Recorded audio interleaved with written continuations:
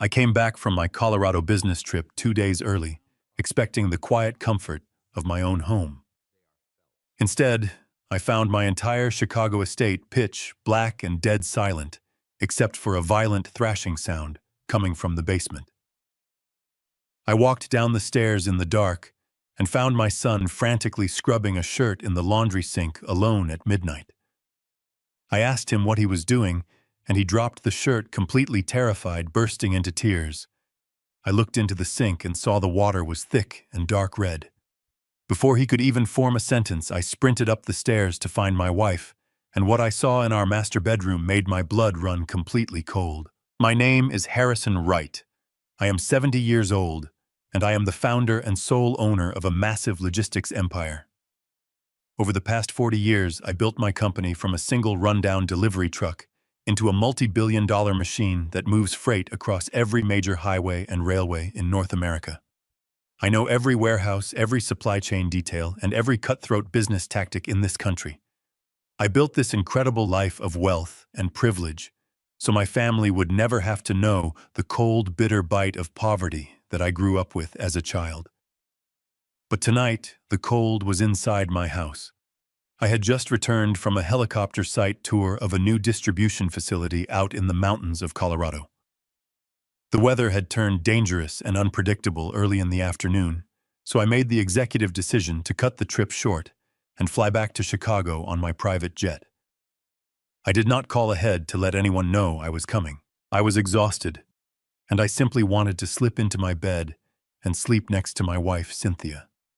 We have been married for 40 years. I gave her everything she ever desired. I made sure she never had to work a single day in her life. I paid for our son Bradley to attend an exclusive Ivy League university, securing him a Master of Business Administration, so he could eventually take over my role.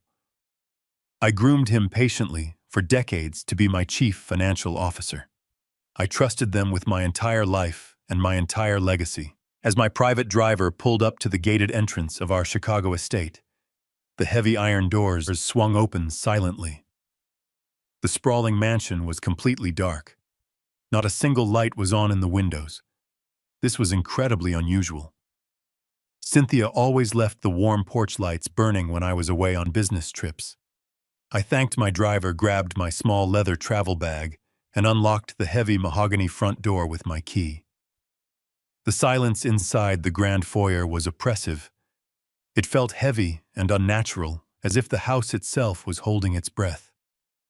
I took off my winter coat, hung it in the closet, and stopped to listen. That was when I heard it. A rhythmic, violent thudding sound echoing up from the lower level. The basement. I left my travel bag by the front door and walked softly toward the basement stairs. The polished, hardwood floors felt incredibly cold beneath my dress shoes. The thudding grew louder and more erratic with every step I took down into the darkness. It was our heavy-duty washing machine. But it was not just running a normal cycle. It was thrashing wildly, as if something incredibly heavy and unbalanced had been thrown inside the drum. I turned the corner, and the harsh, bright fluorescent light of the laundry room blinded me for a second. There, standing hunched over the deep stainless steel utility sink, was Bradley, my 35-year-old son, the man I trusted to inherit my kingdom. I was frantically, violently scrubbing a torn dress shirt under the running faucet. I stood there in the doorway for a long moment, just watching him. His movements were chaotic and completely desperate. This was a man who wore custom-tailored Italian suits every day. A man who paid professional services to detail his luxury cars and dry clean his wardrobe. He had not done a single load of his own laundry in his entire adult life. Yet here he was at midnight scrubbing wet fabric, as if his very life depended on getting it clean. I stepped forward into the harsh light, and I simply asked him, "What are you doing?" Bradley jumped as if a gun had been fired right next to his ear. He spun around and dropped the wet shirt into the sink. The color completely drained from his face, leaving him looking like a corpse. His eyes were wide with a deep, primal terror I had never before seen in another human being. He looked at me as if he was staring at a dead man walking. He opened his mouth and tried to speak, but absolutely no words came out. His chest heaved violently, and he suddenly collapsed to his knees right there on the cold tile floor, hyperventilating and gasping for air. I stepped closer, my paternal instincts fighting hard against the sudden sharp alarm bells ringing loudly in my head.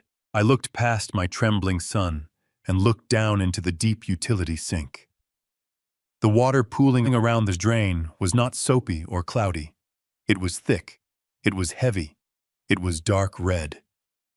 The unmistakable metallic smell hit my nose immediately. It looked exactly like blood. My heart stopped beating for a second. My son was on his hands and knees sobbing uncontrollably and struggling to breathe on the floor. There was a bloody torn shirt sitting in the sink. My first thought was not of deception or betrayal, but of an immediate tragedy. I thought someone had broken into the house. I thought someone was seriously hurt or dying. My mind raced instantly to the one person I loved more than anything else in the world. Cynthia. I did not even wait for Bradley to catch his breath. I did not ask him another question or offer him my hand. I turned around and sprinted up the basement stairs with a speed and agility I did not know my 70-year-old legs still possessed. I ran frantically through the dark gourmet kitchen down the main hallway and up the grand curved staircase to the second floor. The house was still completely silent, but my own erratic heartbeat was deafening in my ears. I reached the tall double doors of our master suite. They were slightly ajar, letting a sliver of warm light spill out into the dark hallway. I pushed them open violently, ready to fight whatever intruder had breached my home and harmed my family. Instead, I froze, completely paralyzed by the scene unfolding in front of me. The room was not a chaotic crime scene of violence. It was a scene of relaxed celebration. Cynthia, my wife of 40 years, and my 33-year-old daughter-in-law, Stephanie, were sitting comfortably on the edge of our massive California king bed.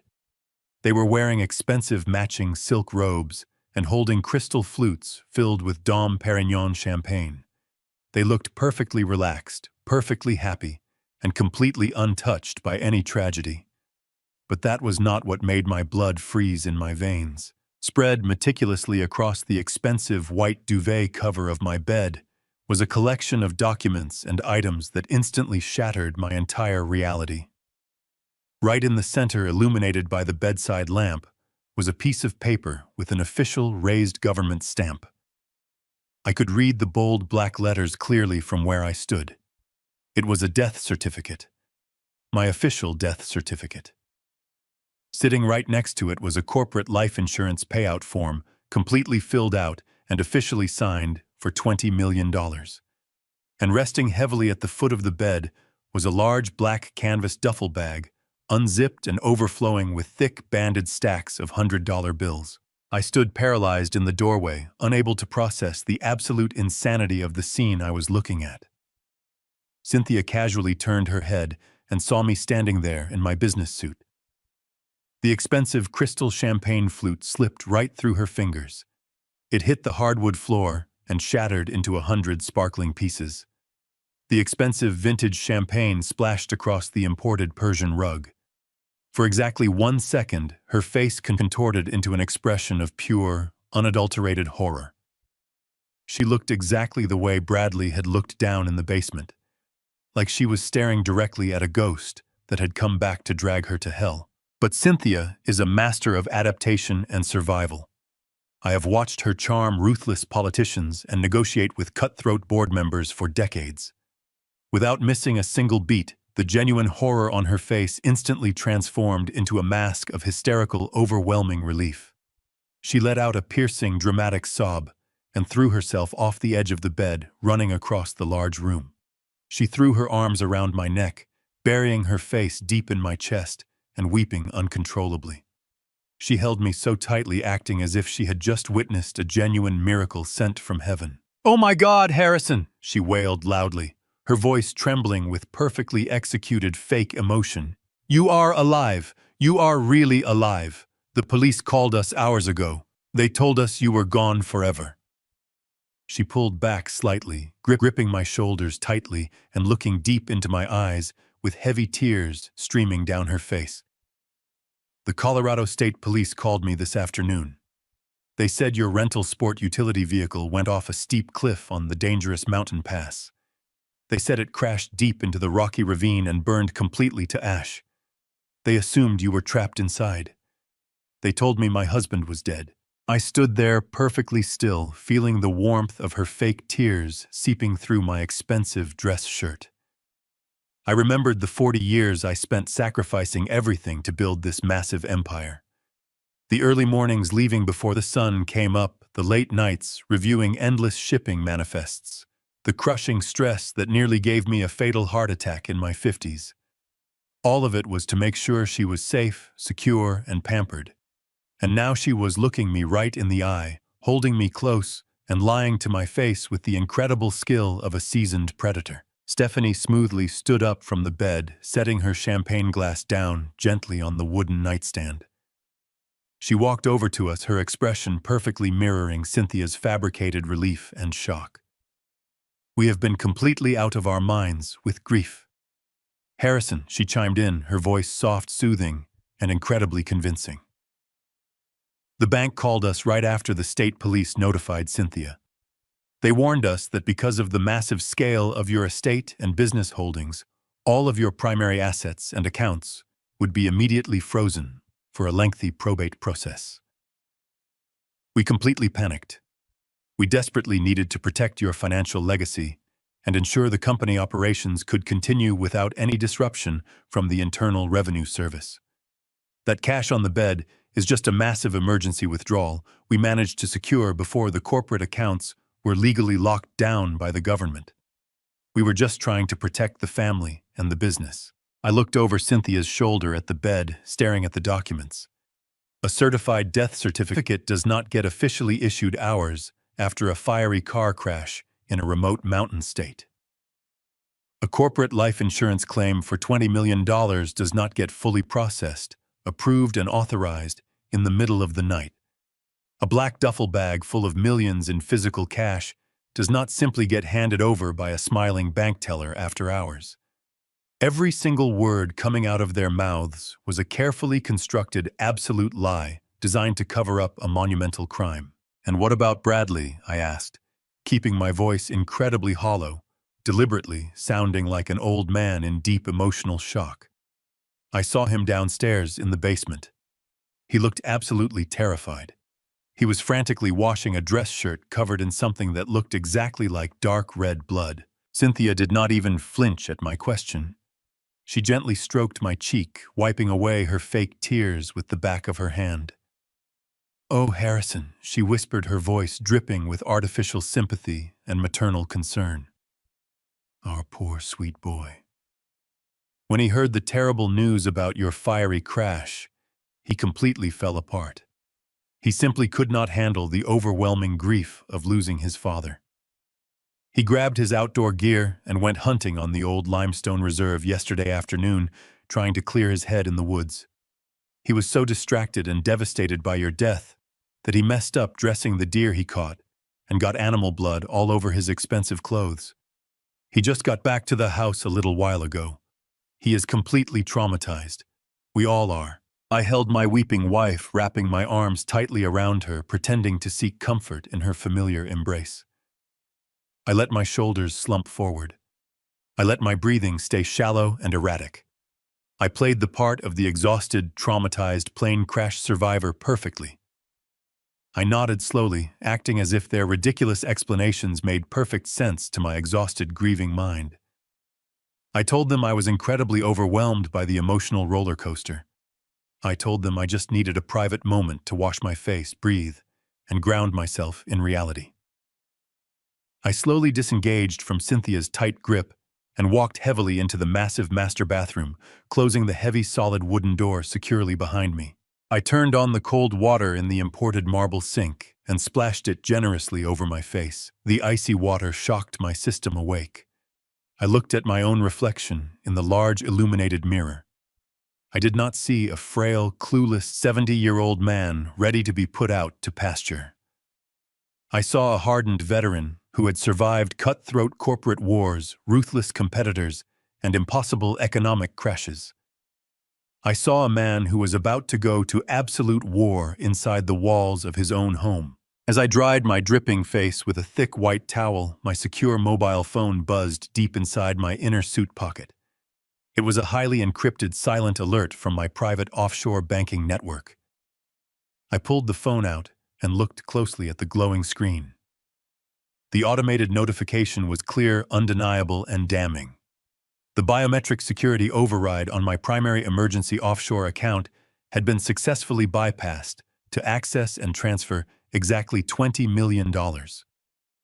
The advanced banking system requires strict dual authentication for that specific emergency override. It requires my live biometric data, or it requires the biometric data of the only other person in the entire world I ever legally authorized as a proxy in the event of my actual death. I stared at the glowing screen as the cold, hard truth settled permanently into my tired bones. There are only two people on this earth who possess the biometric clearance to access those specific hidden funds. Me, and the man downstairs who had just tried to violently scrub the physical evidence of his ultimate betrayal out of a torn, expensive dress shirt. My son. My own flesh and blood.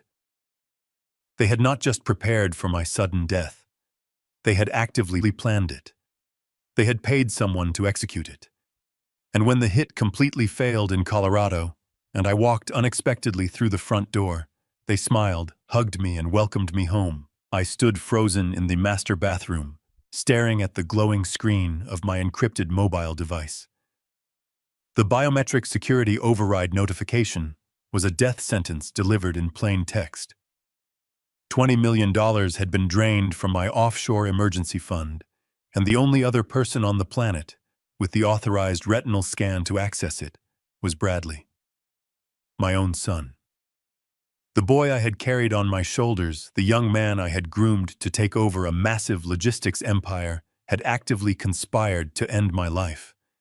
They had not just prepared for my sudden tragic passing, they had meticulously orchestrated it. The pieces of the puzzle slammed together in my mind with sickening clarity. The failed hit on the mountain pass in Colorado. The carefully prepared death certificate. The sudden emergency withdrawal of millions in physical cash, and the violent midnight laundry session in the basement. They thought I was dead, and when I walked through the front door, they seamlessly transitioned into playing the roles of relieved, grieving family members. My heart pounded furiously against my ribs. I placed both hands firmly on the edge of the cold marble sink and forced myself to take a long, deep breath. I could not let them know that I understood their sinister game. If I confronted them now while I was isolated in my own home, I would be in immediate physical danger. There were 3 of them and only 1 of me. I had to become the greatest actor in the world. I had to play the part of the exhausted, traumatized old man who had narrowly escaped a fiery car crash. I turned the brass faucet and splashed more freezing water onto my face, letting it soak the collar of my ruined dress shirt. I grabbed a thick towel and dried my skin slowly, deliberately, erasing any trace of the absolute rage that was boiling inside my veins. I looked at my reflection one last time, adjusting my posture to appear slightly hunched, slightly defeated. I unlocked the heavy wooden door and stepped back into the master bedroom. Cynthia and Stephanie were still standing near the California king bed. The black duffel bag overflowing with $100 bills was now zipped shut. Cynthia immediately rushed to my side, wrapping her arms around my waist and pressing her face against my chest in another perfect display of fabricated affection. "Oh, Harrison," she whispered softly, her voice trembling with artificial concern. "You look completely drained, my love. You need to rest right now. We can handle all the legal and financial matters tomorrow." I placed a heavy hand on her shoulder and offered a weak, trembling smile. "You are right, Cynthia," I murmured, keeping my voice low and raspy.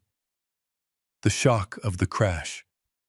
The police reports the flight home, It has all been too much for my old heart to bear. I just want to lie down in my own bed." Stephanie quickly grabbed the heavy canvas bag of cash and the forged documents from the mattress. "I will put these in the secure safe downstairs, Harrison," she said smoothly. "Just rest and be thankful you are home safe with us." I nodded slowly, watching her walk out of the room with the physical evidence of their monumental betrayal. Cynthia helped me remove my suit jacket, acting like the devoted, loving wife she had pretended to be for 4 decades. Every touch made my skin crawl, but I allowed her to undress me and tuck me beneath the thick, warm covers of our expensive bed. She turned off the bedside lamp, plunging the massive room into complete darkness. She slipped under the covers beside me and rested her hand gently on my chest, right over my beating heart.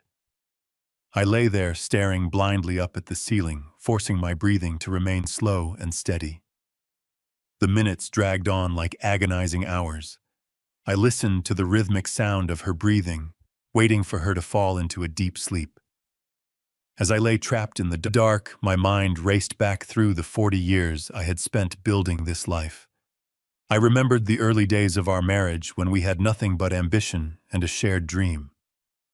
I had worked myself into the ground, sacrificing my health and my youth to ensure she would never have to worry about money. I bought her mansions, luxury cars, and diamonds. I had funded our son through the most elite private schools and universities available. I had given them absolute financial security, and their gratitude was an execution order. The betrayal was so profound, it felt like a physical knife twisting slowly in my gut. But I would not let them win. I waited until the antique grandfather clock in the hallway chimed 3 times. 3 o'clock in the morning. Cynthia's breathing was deep and even.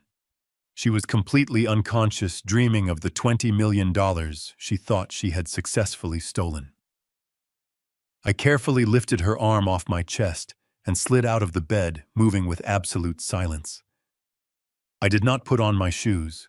I walked barefoot across the plush carpet, down the grand staircase, and through the dark, silent corridors of my estate.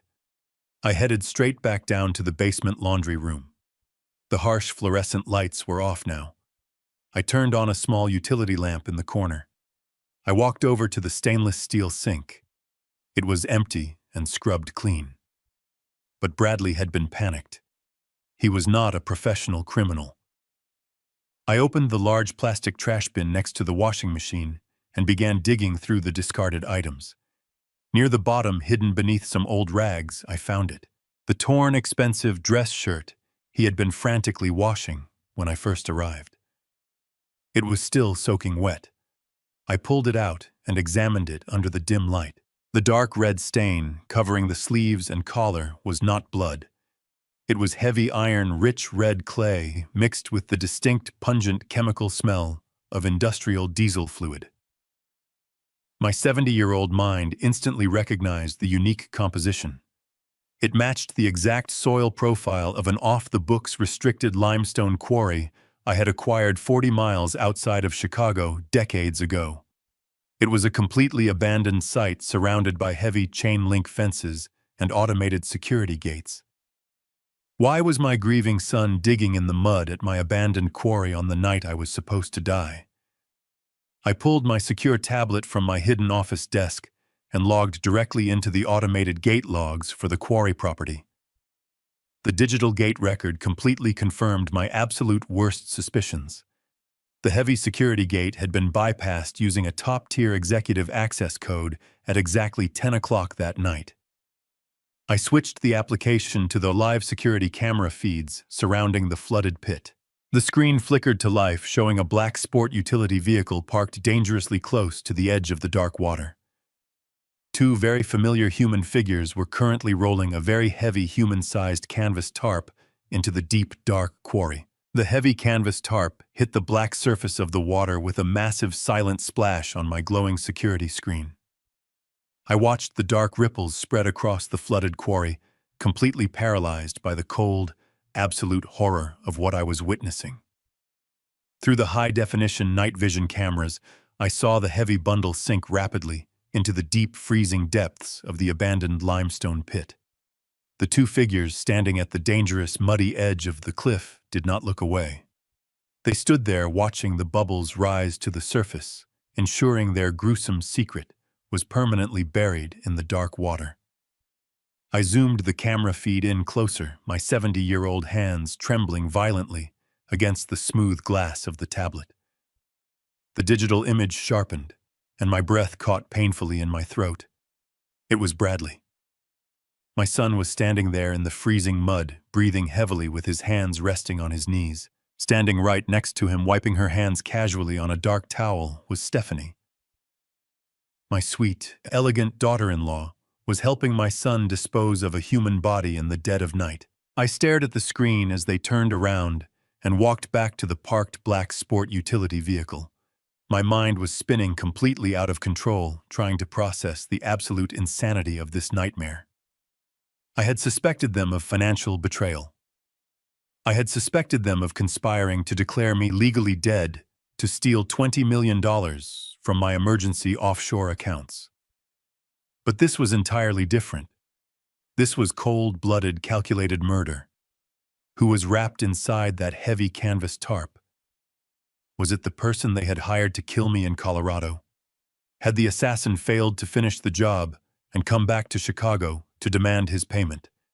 My son was not a hardened criminal. He was a spoiled corporate executive who played golf on the weekends and complained about the temperature of his expensive imported coffee. Yet here he was bypassing military-grade security systems and dumping a corpse into my private off-the-books property. They were framing me. The realization hit my chest like a physical blow. If the authorities ever found that body, it would be on my restricted land. I watched the black vehicle turn around its bright headlights, cutting through the thick fog as they drove away from the quarry edge. I quickly closed the application and erased the local access history on my device, leaving absolutely no digital footprint of my midnight investigation. I stood alone in the harsh artificial light of the basement laundry room, listening to the low hum of the appliances. I looked down at the torn dress shirt resting at the bottom of the plastic trash bin. The dark red clay and the strong pungent smell of diesel fluid were no longer just clues of a midnight excursion. They were the physical evidence of a homicide. I carefully folded the damp, ruined fabric and pushed it deep beneath the discarded rags and empty detergent bottles, exactly where Bradley had hidden it.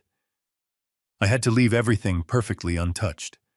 I could not let them know that I had discovered their horrific secret.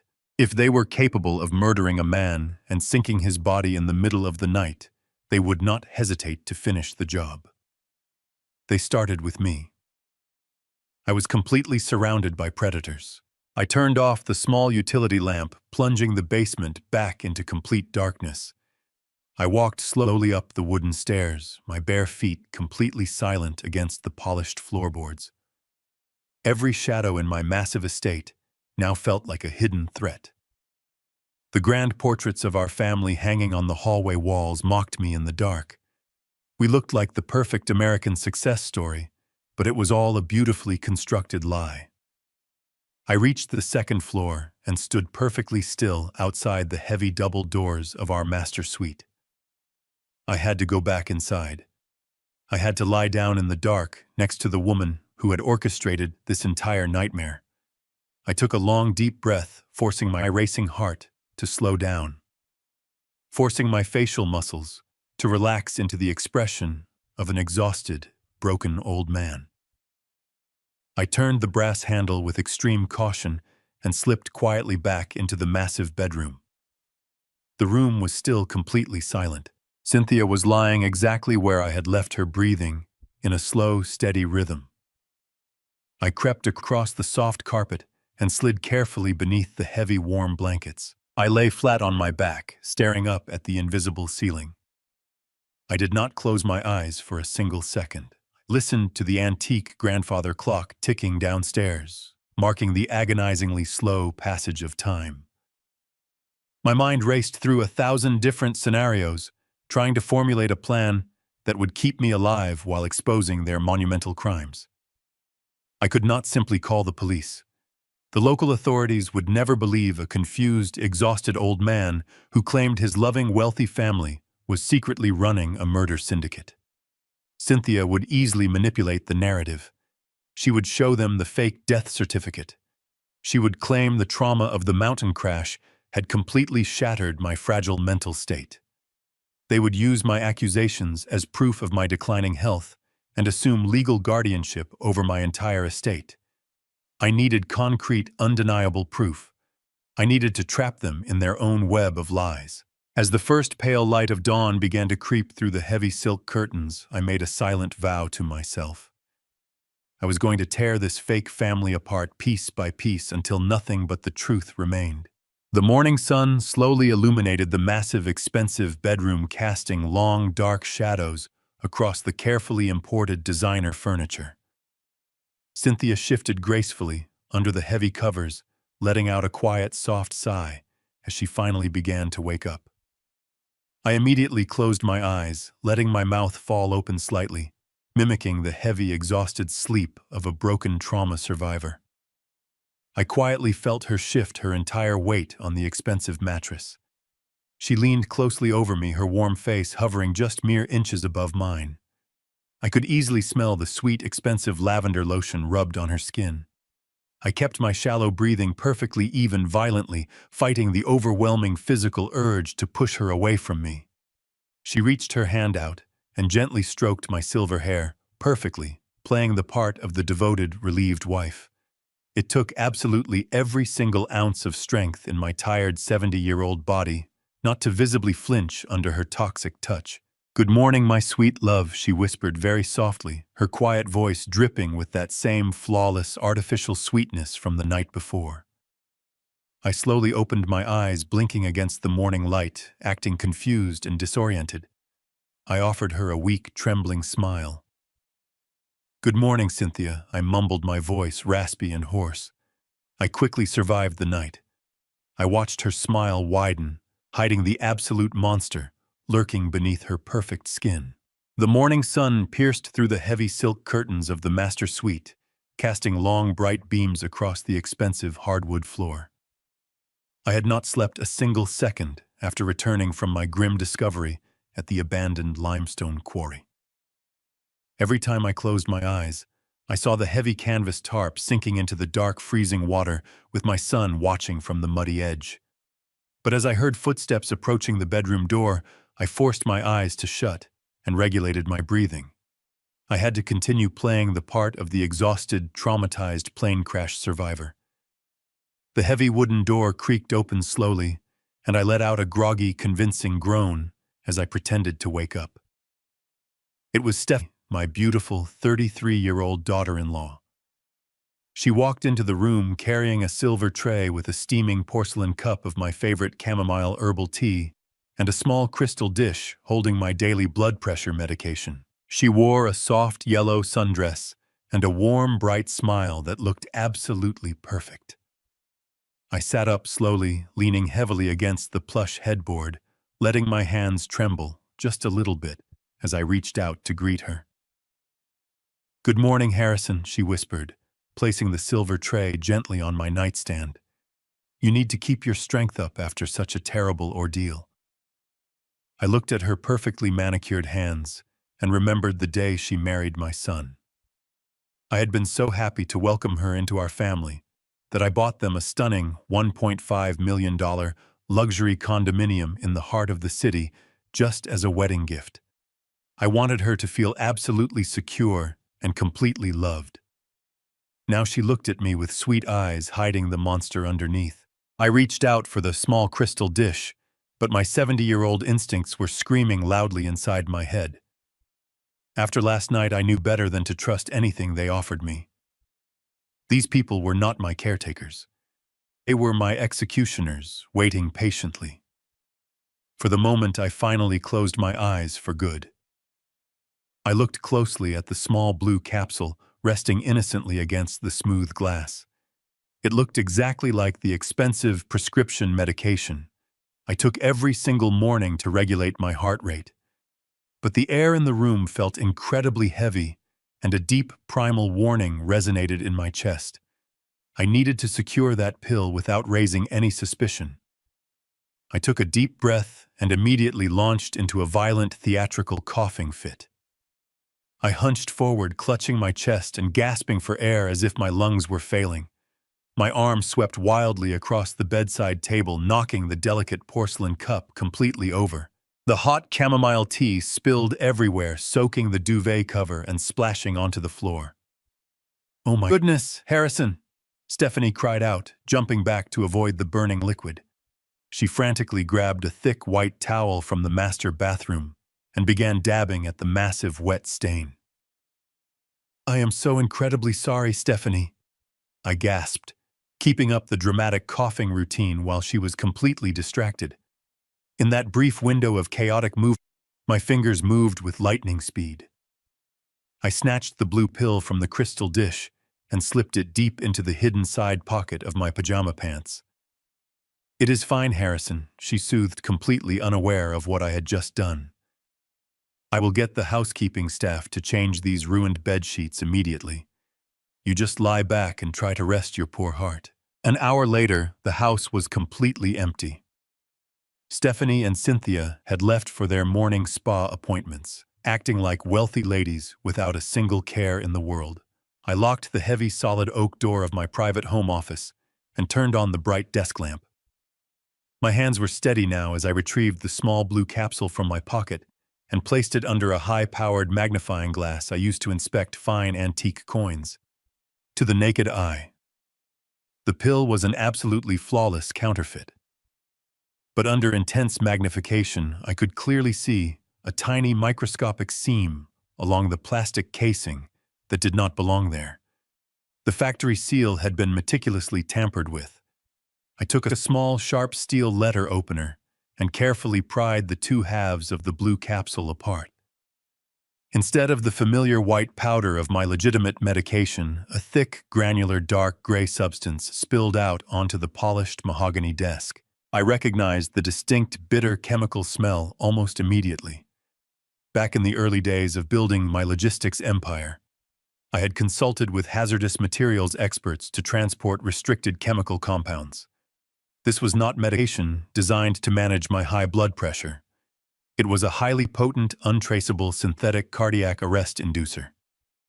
If I had swallowed this pill with my morning tea, my heart would have violently stopped beating within 15 minutes. The local medical examiner would have written it off as a tragic natural heart attack, brought on by the immense stress of surviving a fiery mountain plane crash. My own family had tried to poison me in my own bed while smiling sweetly and offering words of gentle comfort. A cold, absolute fury washed over me, replacing the lingering sadness with a relentless desire for total destruction. As I swept the deadly toxic powder into a small, sterile glass vial for safekeeping, I suddenly noticed a dark delivery van pulling up to the massive iron security gates of my estate. I walked over to the large bay window and discreetly watched the uniform-clad courier approach the grand front entrance, holding a small, padded shipping envelope. I quickly exited my office and walked briskly down the main staircase, reaching the grand foyer, just as the heavy brass knocker sounded twice. I opened the door, and the young delivery man looked at his digital clipboard. "Package requiring a direct signature for Cynthia Wright," he stated, offering me the glowing electronic screen. "I am her husband." "I will sign for," I replied smoothly, scribbling an illegible mark on the digital pad. He handed me the envelope and walked back to his vehicle, completely unaware that he had just delivered a critical piece of evidence into my hands. I carried the brown package back up to my secure office and sliced it open with the same steel letter opener. Inside, resting on a bed of cheap bubble wrap, was a cheap prepaid burner phone. It had no protective case and no identifiable markings. I pressed the side power button, and the small digital screen immediately lit up with a harsh, bright glow. There was no security passcode required to unlock the main screen. The device only contained a single unread text message received just moments ago from a completely blocked anonymous phone number. I opened the notification and read the chilling text that was displayed in plain black letters across the screen. "The Denver hit failed. He is somehow back home. Use the blue pills today. We need him dead before Friday afternoon and the big corporate board meeting. I waited until the house was completely quiet before setting my plan into motion. I told Cynthia I was experiencing severe chest pains from the lingering trauma of the mountain accident and absolutely needed to visit my private cardiologist downtown. She immediately offered to come with me, playing the part of the devoted, worried wife flawlessly, but I insisted I just needed some quiet time alone to process everything. I climbed into the back of my dark town car and instructed my trusted driver to head toward the medical district. Once we were safely away from the grand iron gates of the estate, I tapped the heavy glass partition and gave him a completely new destination. We drove in total silence to a highly secure underground parking garage located deep beneath a massive glass skyscraper in the financial district. Waiting for me in the cold shadows right next to a gray concrete pillar was Jonathan Reed. Jonathan is my corporate attorney and arguably one of the most ruthless legal minds operating in the entire city. I have paid him millions of dollars over the past 2 decades for one very specific reason. He does not ask unnecessary questions, and he is completely, absolutely loyal to the man who signs his lucrative retainer checks. I rolled down the tinted window, feeling the damp air of the garage hit my face, and handed him the small, sterile glass vial containing the deadly dark gray powder I had carefully extracted from the blue capsule earlier that morning. I need a full, rigorous chemical analysis of this toxic substance completed by tonight, I told him, keeping my voice incredibly low and steady. I also need you to immediately prepare a secure shadow trust, capable of transferring all my personal liquid assets out of my primary accounts without raising any immediate banking flags. Jonathan took the fragile vial, holding it up to the dim overhead light, without a single change in his hardened expression. He simply nodded, slipped it into his tailored jacket pocket, and walked silently back to the private executive elevator. With the physical evidence successfully handed off to the only lawyer I could trust, I moved swiftly to the next critical phase of my survival strategy. I desperately needed an inside ally. I needed someone brilliant, someone who possessed the intellect to understand the highly intricate financial web of my corporate structure. And most importantly, I needed someone who harbored absolutely no blind loyalty or emotional attachment to Cynthia Bradley or Stephanie.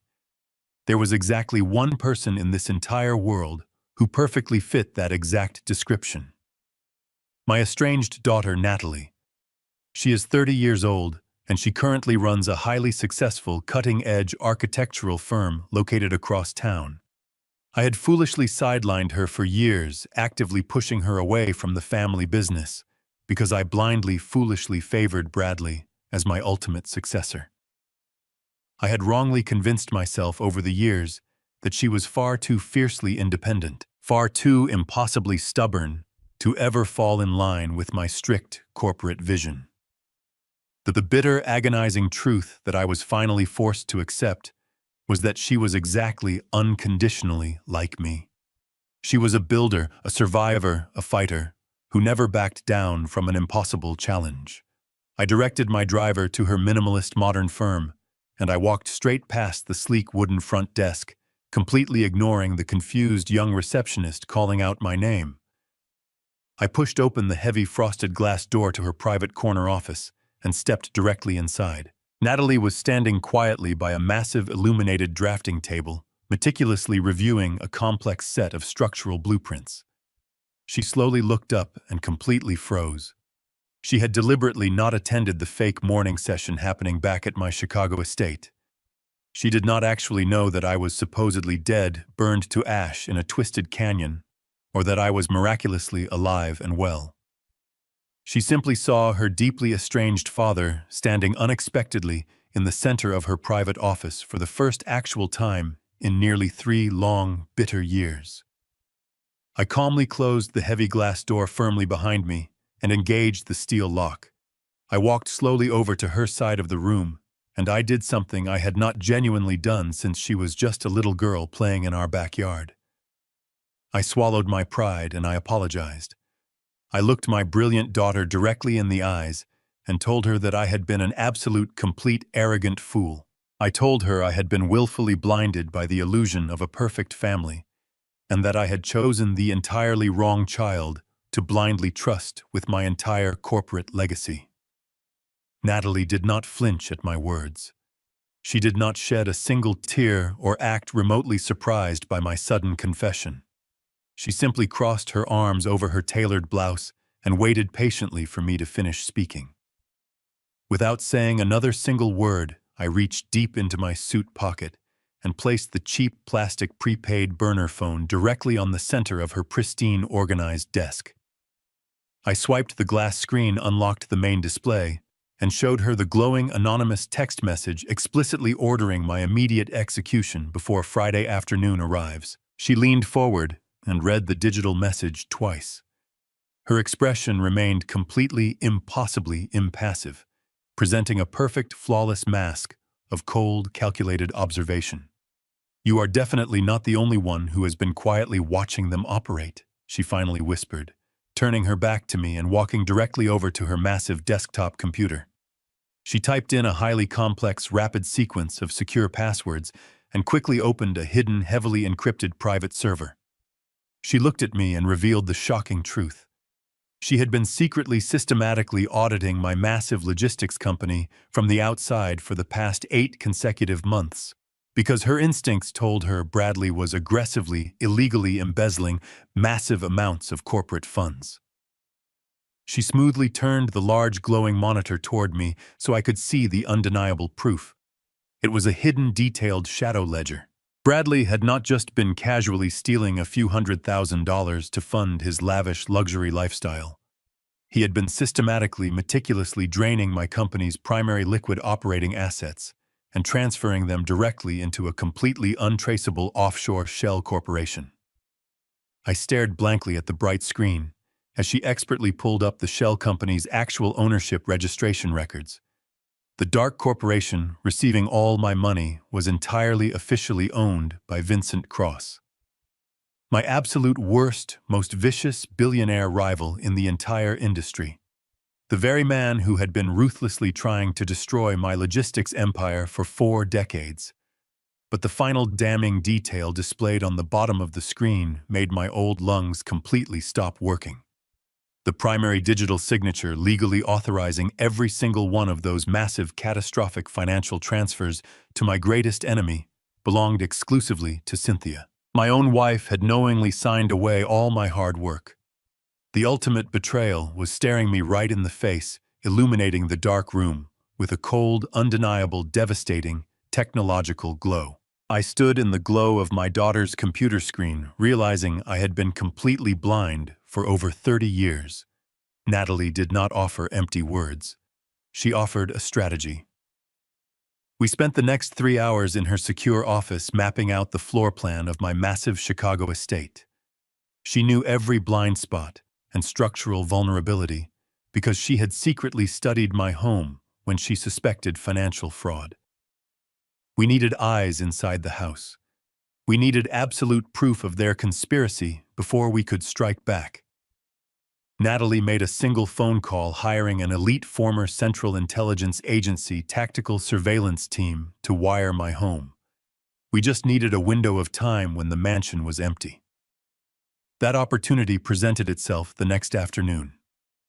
Cynthia walked into my office wearing an expensive dress and a flawless artificial smile. She told me she, Bradley, and Stephanie were going to the local country club to attend a special luncheon celebrating my miraculous survival. She kissed my forehead, telling me to rest in the quiet house.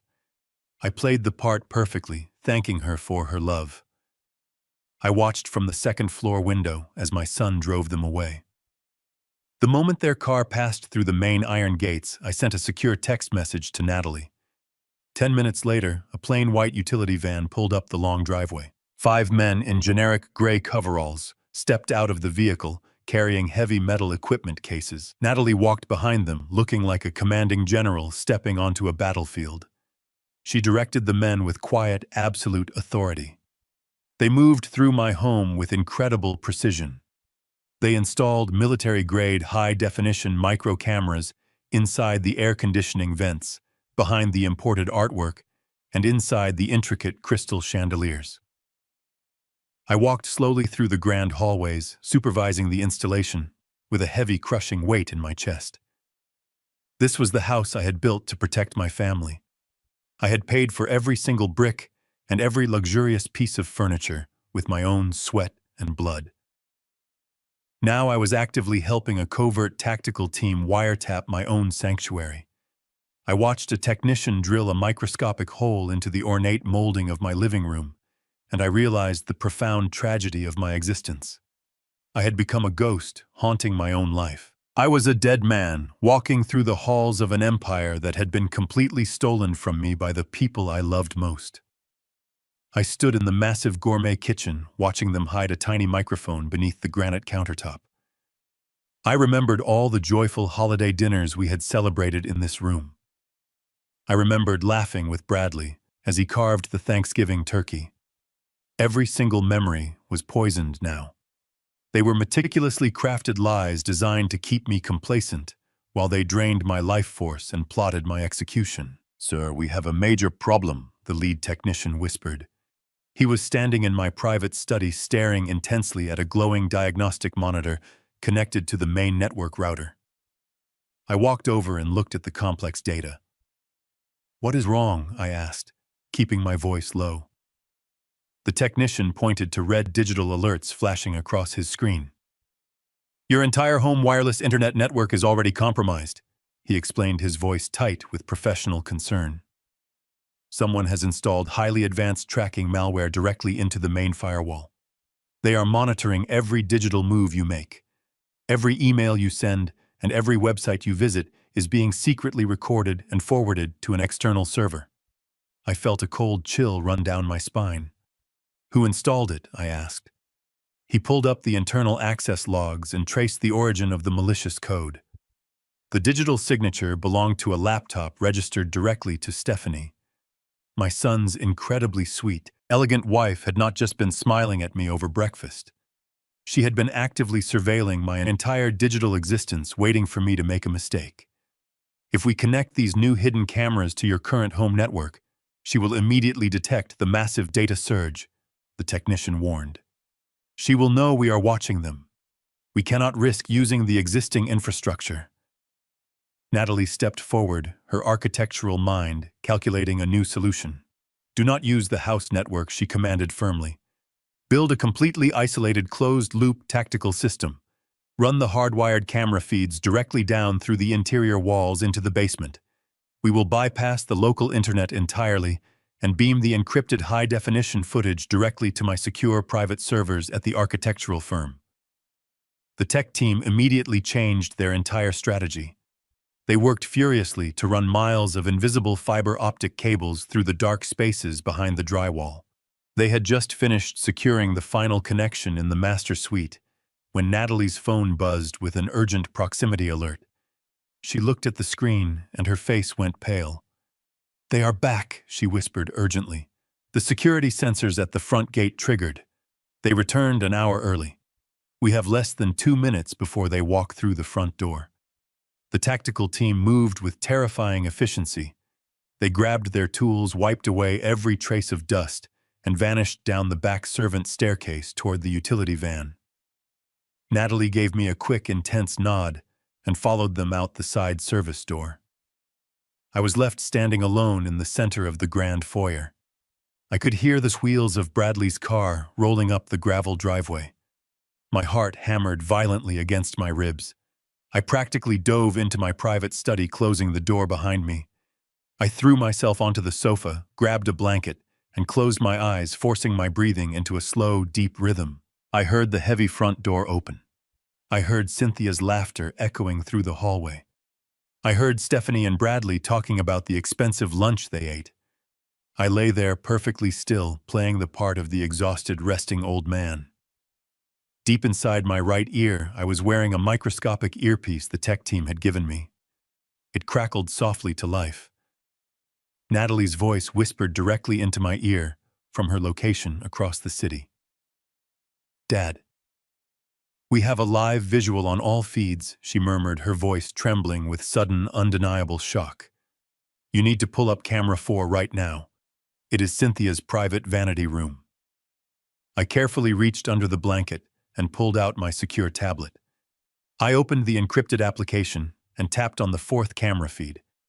The high-definition color video popped onto the screen. Cynthia was standing alone in front of her large illuminated makeup mirror. Her purse was open on the counter. My first thought was that she was taking a medical pregnancy test, but at her advanced age, that was completely, biologically impossible. I zoomed the camera feed in closer, holding my breath in the very dark room. She was not looking at a medical device. She was holding a stark white piece of official laboratory paper. It was a genetic testing document. It was a formal paternity DNA result. I stared at the glowing screen of my tablet, completely paralyzed by the stark white paper trembling in Cynthia's manicured hands. A paternity DNA result. The heavy letters at the top of the laboratory document were crystal clear through the high-definition micro camera. My 70-year-old mind raced trying to understand why my wife of 40 years would be holding a genetic test. Bradley was 35. We had never questioned his parentage. He had my nose, my chin, or so I had foolishly believed for my entire adult life. I watched as Cynthia carefully folded the crisp paper and slipped it deep into her expensive leather purse. She walked over to the heavy solid oak door of her vanity room and locked it with a sharp click. She was making absolutely sure she was completely alone. Then she reached into the hidden bottom lining of her makeup drawer and pulled out a cheap plastic prepaid burner phone. It looked exactly like the one I had intercepted from the courier that very morning. My breathing stopped. I pressed my index finger against the tiny earpiece hidden deep inside my right ear, waiting for the tactical surveillance microphone to capture the audio. The former Central Intelligence Agency team had wired the entire mansion with military-grade equipment. I could hear the faint rhythmic dialing tones as she punched in a long international number. She held the cheap plastic device close to her mouth, looking nervously at the locked door. The secure line connected, and a deep, raspy voice echoed directly into my ear. It was a voice I recognized instantly, a voice that belonged to a man I had fiercely fought in cutthroat corporate boardrooms for over 4 decades. It was Vincent Cross. Vincent Cross was a ruthless billionaire logistics magnate and my absolute worst rival in the entire industry. We had spent our entire careers trying to utterly destroy each other. He was a man devoid of morals, a predator who built his empire on hostile takeovers and broken lives. Hearing his deep, raspy voice echoing inside my own home felt like a physical violation. Cynthia leaned forward, resting her elbows on the expensive marble vanity counter. Her voice dropped to a soft conspiratorial whisper that made my stomach violently turn. "The plan is working perfectly, Vincent," she murmured, her tone dripping with a dark, twisted affection I had not heard from her in years. "Harrison is declining rapidly. The fake mountain crash completely broke his spirit, and the blue pills are finally working. He is weak, exhausted, and completely oblivious. He thinks he just narrowly escaped death." Vincent let out a low, cruel laugh on the other end of the line. "Excellent work, my love," he replied, his voice grating like rough sandpaper. "And the corporate merger documents, are they completely prepared?" Cynthia smiled at her own reflection in the illuminated mirror. "Everything is ready, Vincent," she whispered. "Bradley is ready to sign the final transition papers on Friday afternoon. The moment Harrison formally steps down, our son is finally going to inherit what is rightfully yours. He will hand you the keys to the entire Wright Logistics empire on a silver platter." My chest tightened so painfully I thought my heart was literally going to explode. The dark room around me began to violently spin. The expensive leather sofa, the antique wooden bookshelves, the thick Persian rug, everything blurred into a dizzying nightmare. Our son. Cynthia had just called Bradley our son while speaking to my greatest enemy. The devastating, absolute truth slammed into me with the force of a runaway freight train. Bradley was not my biological child. He was the biological son of Vincent Cross. My wife had been secretly sleeping with my worst rival for nearly 40 years. She had gotten pregnant and passed the child off as my own flesh and blood. I had spent 35 years funding, raising, and deeply loving a Trojan horse perfectly designed to destroy me from the inside out. I had paid for his elite private schools. I had funded his expensive Ivy League education. I had groomed him patiently for decades to take over the massive logistics empire I had built with my own sweat and blood. Every baseball game I attended, every proud graduation hug, every single moment of fatherly love I had given him was a carefully orchestrated absolute lie. They had planted a dangerous parasite in my home, and I had willingly fed it my entire life. I gripped the edge of my tablet, my knuckles turning completely white. The massive betrayal was so profound, so impossibly deep, that I could not even produce a single tear. There was no sadness left inside my tired 70-year-old body. There was only a cold, dark, terrifying void. I was a man who had survived everything the brutal corporate world could throw at him, only to be slaughtered by the people sitting at his own dinner table. I forced myself to keep listening to the live audio feed. I needed to know exactly how deep this toxic infection truly went. I needed to know every single detail of their monumental crime before I burned their entire world straight to the ground. Vincent spoke again, his voice hard and highly demanding. "Make sure Bradley does exactly what he is told, Cynthia. He has been acting extremely erratic lately. I do not like erratic behavior when there is $150 million on the line." Cynthia quickly nodded, even though he could not see her. "He is just stressed, Vincent," she soothed. "He will perform perfectly on Friday. You will finally own absolutely everything Harrison ever built." She blew a soft kiss into the receiver and ended the call, hiding the cheap plastic phone back inside her makeup drawer. I sat in the dark study trying to steady my erratic breathing. Just as I thought the horrific revelations were finally over, the heavy oak door to Cynthia's vanity room suddenly rattled. Someone was knocking urgently from the massive master bedroom. Cynthia quickly smoothed her hair and unlocked the heavy door. It was Bradley. He stepped into the room looking pale, completely exhausted, and absolutely terrified. He quickly closed the solid door behind him and locked it again.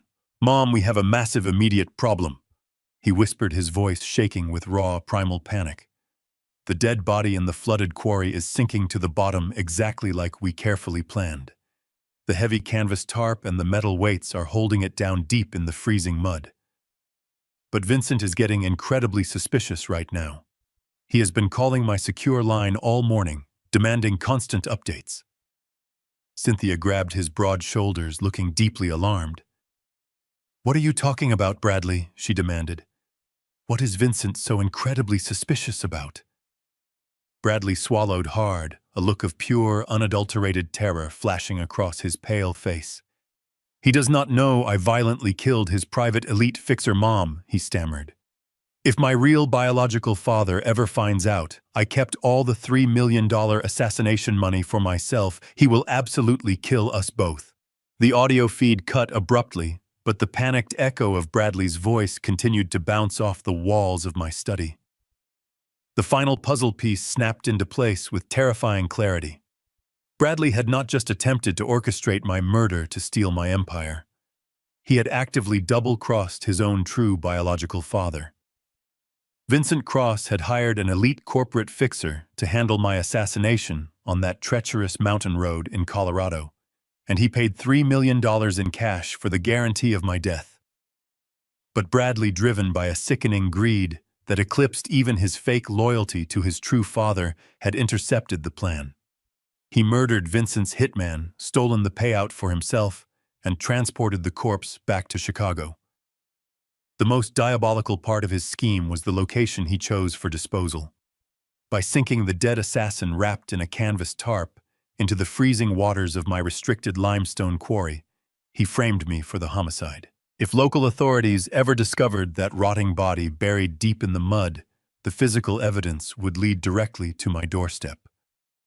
My own fake son was willing to let me rot in a federal prison cell for the rest of my natural life if the assassination plan failed. I gripped the mahogany edge of my executive desk so tightly that my knuckles turned stark white in the dim light. A real sudden and sharp physical pain radiated deep inside the center of my chest. It was not the theatrical pain I had been acting out for the past 24 hours. It was the crushing, suffocating weight of a shattered reality pressing down on my lungs. I closed my tired eyes and vividly remembered the 4 long decades of agonizing sacrifices I willingly made to build this logistics empire from absolutely nothing.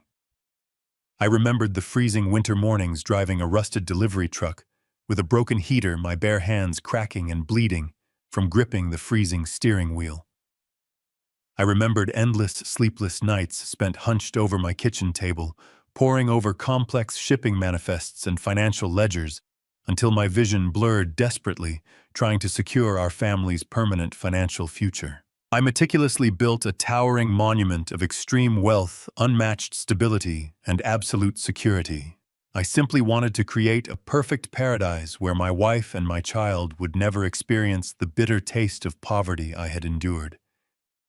But sitting alone in the dark shadows of my study, clutching my genuinely aching chest, I realized my beautiful paradise had been completely corrupted from the very beginning.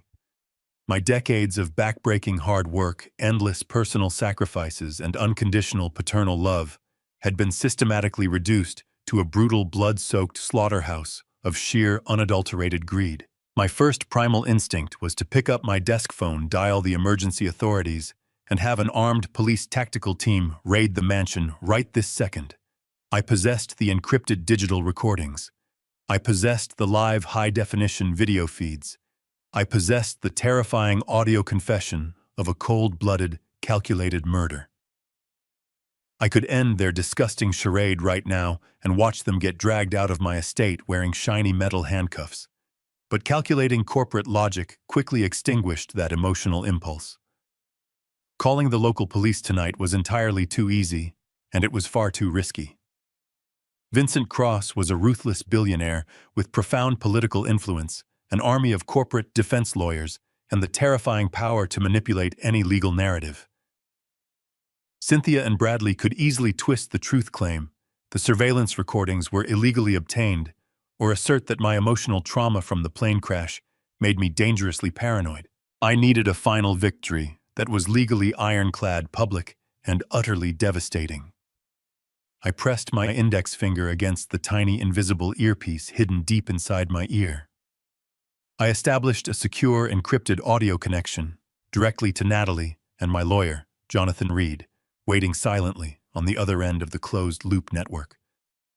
I quietly whispered the entire horrific truth to them, detailing the shocking biological betrayal and the brutal murder committed at the flooded limestone quarry. We spent the next agonizing hour drafting a lethal, foolproof counter-strategy. We deliberately decided we would not fight them tonight. We would not confront them with the overwhelming criminal evidence while isolated inside the house. Instead, we were going to actively give them exactly what they desperately desired. We would hand them the complete, satisfying illusion of total, unopposed victory. We would give them a broken, exhausted, dying old man who was finally ready to permanently hand over the golden keys to his massive kingdom. I stood up from my leather sofa, taking a moment to mentally prepare for the most critical performance of my life. I unbuttoned my stiff collar intentionally, messed up my silver hair, and forced my natural breathing to become incredibly shallow and extremely ragged. I needed to physically look exactly like a frail man whose body was failing under the crushing pressure of severe emotional trauma and declining cardiovascular health.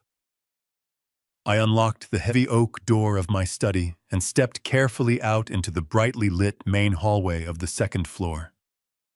I let my left leg drag clumsily across the polished hardwood floor.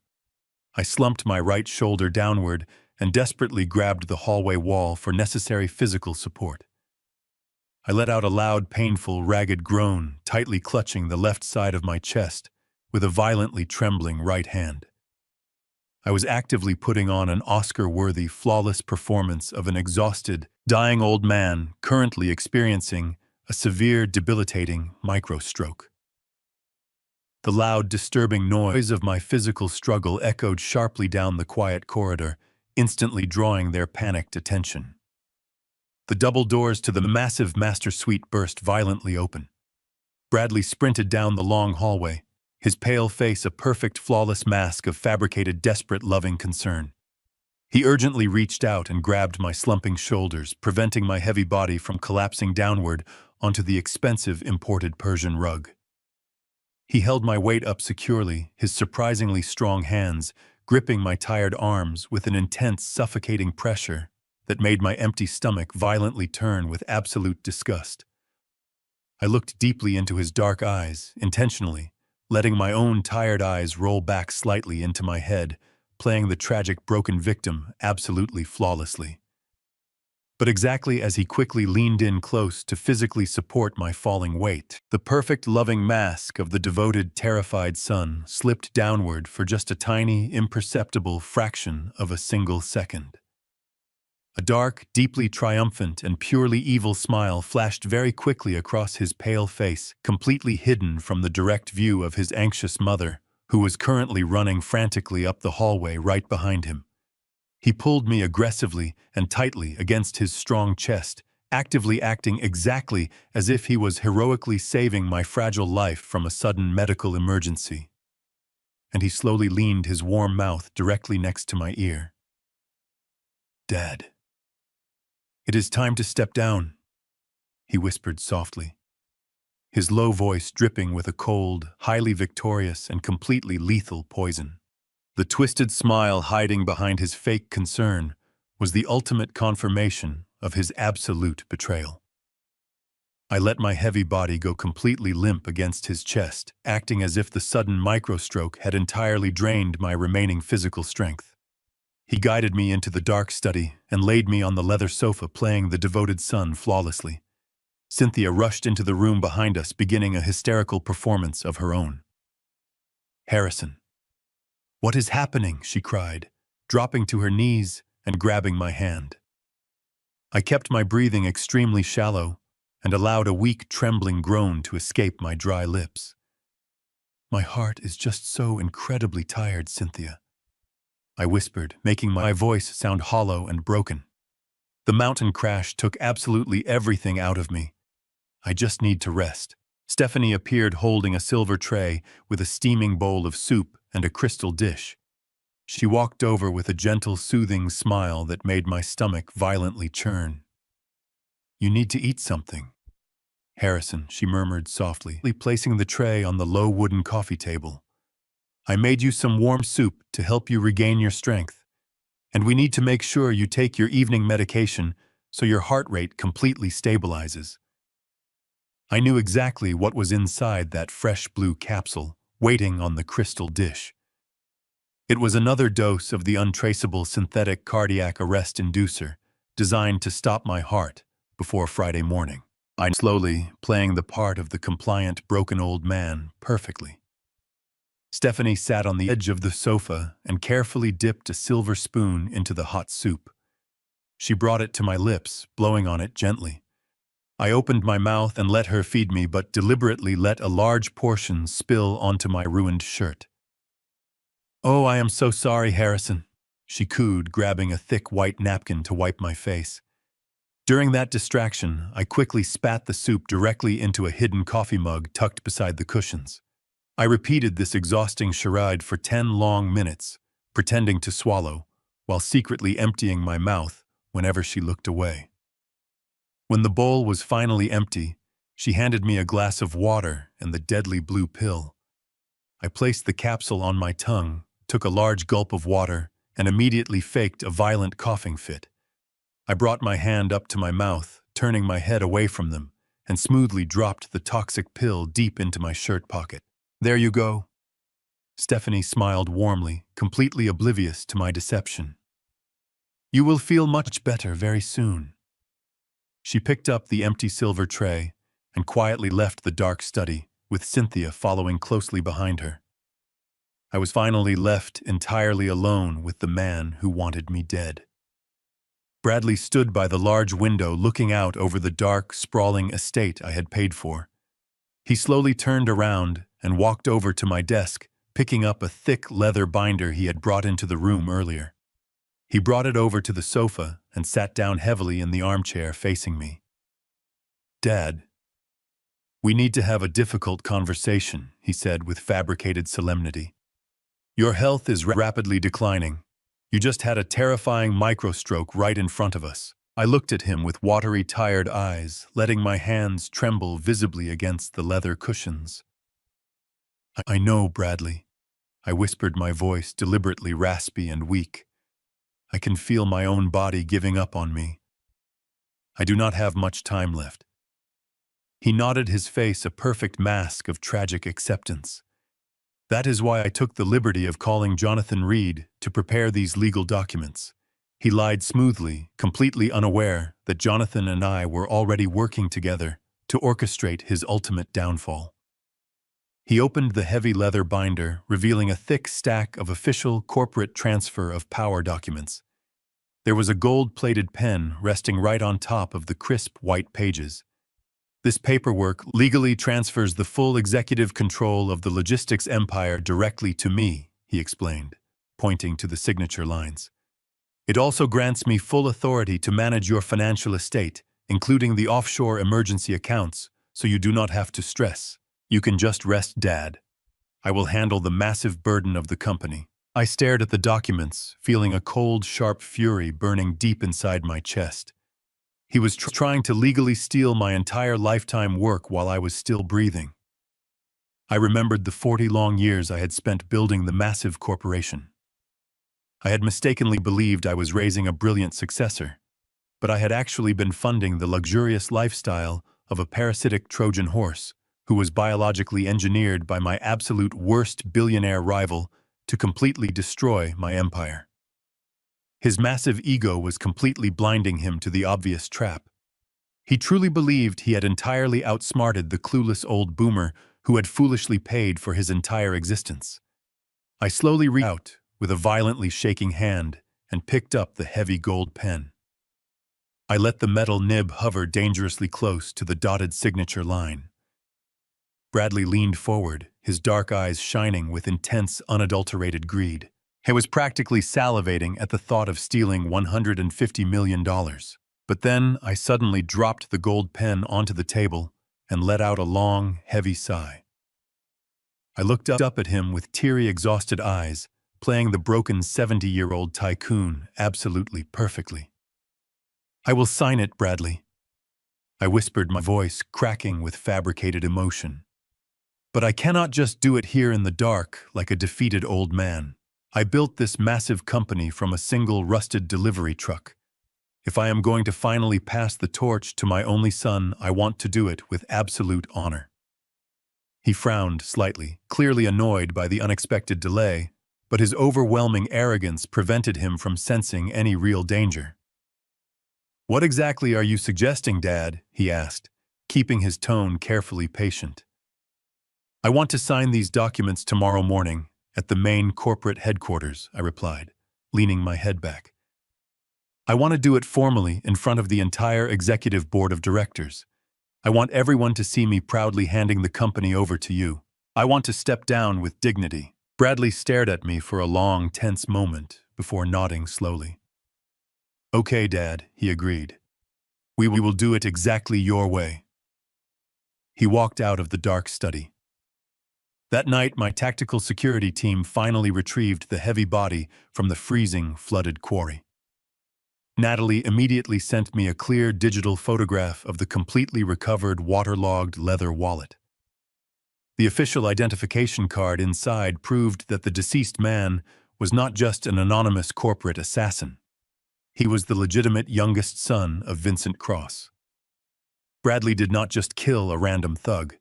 He murdered his own biological half-brother out of sheer, unadulterated greed. The revelation that my fake son had murdered his own biological half-brother echoed in my mind throughout the agonizing night.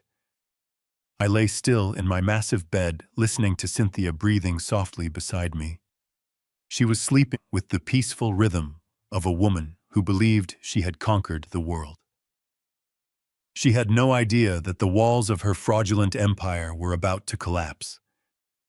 When the first pale rays of Friday morning sunlight pierced through the heavy silk curtains of our master suite, I knew the ultimate day of reckoning had arrived. Today was the day I would reclaim my stolen life. I slowly slid out from beneath the warm covers. I walked silently into my closet and stood before the long rows of expensive tailored clothing. For the past 3 days, I had deliberately dressed in soft, comfortable pajamas to perfectly project the image of a frail, recovering victim. But today, I was going to a corporate execution, and I needed to wear my armor. I reached deep into the back of the closet and pulled out my dark Tom Ford suit. I paired it with a crisp, bright white dress shirt and a solid blood-red silk tie. As I buttoned the expensive shirt, my 70-year-old hands were completely steady. The crushing chest pain and the overwhelming emotional shock of the previous days had evaporated. They had been entirely replaced by a cold, calculated, absolute resolve. I looked at my reflection in the full-length mirror. I looked exactly like the ruthless corporate titan who had built a massive international logistics empire from absolutely nothing. But I could not let them see that man just yet. The trap required one final flawless performance. I walked over to the corner of the closet and picked up a heavy, polished wooden cane. I intentionally slumped my shoulders forward, letting my spine curve unnaturally. I practiced leaning heavily, my full body weight, letting my left leg drag slightly across the plush carpet. I softened my sharp gaze and forced my facial muscles to relax into an expression of deep exhaustion and quiet defeat. I was no longer Harrison Wright, the billionaire conqueror. I was Harrison Wright, the broken, tired old man who was ready to surrender his entire kingdom. I slowly shuffled out of the closet and back into the main bedroom, leaning heavily on the wooden cane. Cynthia was finally awake and sitting elegantly at her vanity mirror applying her makeup. She turned around and smiled sweetly when she saw me standing there in my tailored suit. "Oh, Harrison," she murmured softly, her voice dripping with that artificial affection. "You look handsome this morning, my love.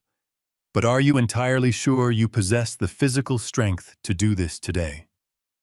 We could easily postpone the board meeting and have the legal notary come directly to the house." I shook my head slowly, putting on a brave but incredibly tired smile. "No, Cynthia," I rasped, my voice weak. "I need to do this properly. I need to look the board of directors in the eye when I formally hand the reins of the company over to our son." Cynthia stood up gracefully from her vanity chair and walked slowly toward me. She wore a navy dress that perfectly accentuated her figure. She stopped right in front of me and gently placed her hands on the lapels of my jacket. She carefully adjusted the collar, smoothing out my shoulder. Then she reached up and began to slowly straighten my red silk tie. Her touch felt exactly like the bite of a snake, but I forced myself to remain still. I looked deeply into her eyes. Those were the same eyes that had looked back at me with fake adoration on our wedding day. I saw the 35 years of absolute deception hiding beneath her skin. I saw the thousands of lies, the stolen millions, the hidden phone calls with my greatest enemy, and the deadly poison she had tried to feed me. She leaned forward and gently kissed my cheek, her perfume filling my nose. "You are doing the right thing, honey," she lied flawlessly, looking right into my eyes with a perfect mask of loving devotion. "You have worked so hard for our family your entire life. It is finally time for you to rest." I held her gaze, feeling the cold, dark fury burning inside my chest. I offered her a weak, trembling smile in return. "I know I am Cynthia," I whispered softly. "Today, everyone gets exactly what they deserve." She patted my chest affectionately, unaware that she had just sealed her own ultimate fate. We slowly walked down the staircase, with me leaning heavily on the wooden cane and taking each step with fabricated difficulty. Bradley was already waiting for us in the grand foyer, looking sharp and arrogant in a custom suit. He rushed forward, grabbing my arm to help me navigate the final 3 steps, playing the devoted son. "Take your time, Dad," he said smoothly, his dark eyes shining with pure greed. "The entire board is ready and waiting for you." My private driver was waiting outside with the engine running on the luxury town car. Bradley practically carried me into the back seat, treating me like a fragile piece of glass. Cynthia slid in right beside me and Bradley took the front passenger seat. The heavy doors closed, shutting out the cool morning air. The long drive toward the downtown financial district was an exercise in psychological torture. The car was silent, except for the low hum of the engine and the classical music playing softly through the speakers.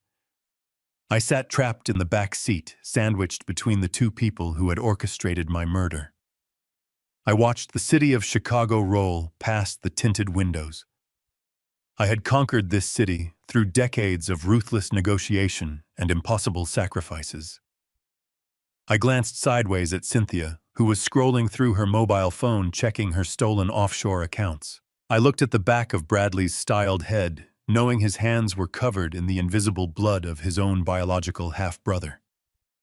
The vehicle finally slowed down as we entered the downtown financial district, navigating through the morning commuter traffic.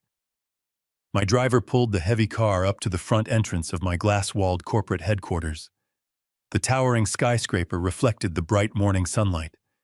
The driver opened my door, and Bradley rushed over to help me out, playing his fake part. I gripped the brass handle of my wooden cane and planted my feet onto the cold concrete pavement. We slowly walked through the thick glass doors and stepped into the grand marble lobby. My gaze cut straight across the massive room toward the polished reception desk. Standing there perfectly still amidst the morning rush was Natalie. My loyal daughter was dressed in a sharp black suit. She looked like a trained professional assassin waiting. Our eyes locked from across the wide corporate lobby. We did not exchange any words or make any obvious gestures. We simply shared one silent, subtle nod. The trap was now fully primed. We moved past the reception desk. I walked across the polished marble floor of the lobby, keeping my head bowed and my shoulders slumped to maintain the illusion of my fragile state. Bradley kept a firm grip on my elbow, guiding me toward the private elevator that serviced the 50th floor. Cynthia walked closely beside me, holding her handbag tight against her chest, while she offered bright fake smiles to the passing employees. The elevator doors opened with a soft chime, and we stepped inside. The ride up to the 50th floor was completely silent. I watched the digital numbers climb, feeling the heavy anticipation building within my chest. They thought they were taking an old, broken man up to his final surrender, but they were actually leading themselves directly into an execution chamber. The doors parted, and we stepped out into the reception area. The double doors leading into the boardroom were already propped open. A hum of conversation drifted out into the hallway. I leaned heavily on my cane, taking slow, deliberate steps as we crossed the threshold. The massive boardroom was completely packed. The mahogany table filled the center of the room, surrounded by tall leather chairs. Every member of the corporate board of directors was already seated. These were the people I had handpicked over the decades to guide my logistics empire. They looked up as I entered, their faces showing a mixture of concern and respect. Stephanie sat near the head of the table, wearing a perfectly crafted expression of somber anticipation. She quickly stood up and pulled out the large leather chair designated for me. I shuffled over to the head of the table and lowered my body into the seat, letting out a soft, ragged sigh for dramatic effect. Bradley took the seat to my right, while Cynthia sat gracefully to my left. The entire room fell into absolute silence. I looked down at the surface of the mahogany table. Resting perfectly centered was a thick stack of official corporate transfer documents. They were printed on heavy paper and marked with yellow adhesive tabs, indicating exactly where I needed to sign away my entire life of hard work. Bradley leaned closer to me, his eyes shining with barely contained greed. "We are ready whenever you are, Dad," he whispered, his voice dripping with fake affection. The board members leaned forward, waiting. I prepared to deliver my opening remarks when a sudden commotion at the back of the room interrupted. The double doors swung open, and a tall figure walked confidently into the boardroom. A gasp rippled through the directors. It was Vincent Cross, my worst rival in the industry and the biological father of the man sitting next to me. He wore a tailored suit and an arrogant smile, making him look like a hungry shark circling wounded prey. Vincent. "What are you doing here?" demanded a board member standing up in outrage. "You have no business being in this building." Vincent chuckled, raising his hands in a gesture of peace. "Please calm down, everyone," he announced, his voice carrying easily across the room. "I am not here to cause trouble today. I am here as a strategic partner to witness this historic transition of power." He walked toward the front of the room, his eyes locked on me. "Your son Bradley invited me to attend," he explained, gesturing toward the man sitting to my right. "We have been discussing joint ventures between our companies once he assumes the role of chief executive officer." The board members began murmuring in confused tones. They knew the bitter rivalry between my logistics empire and Vincent Cross.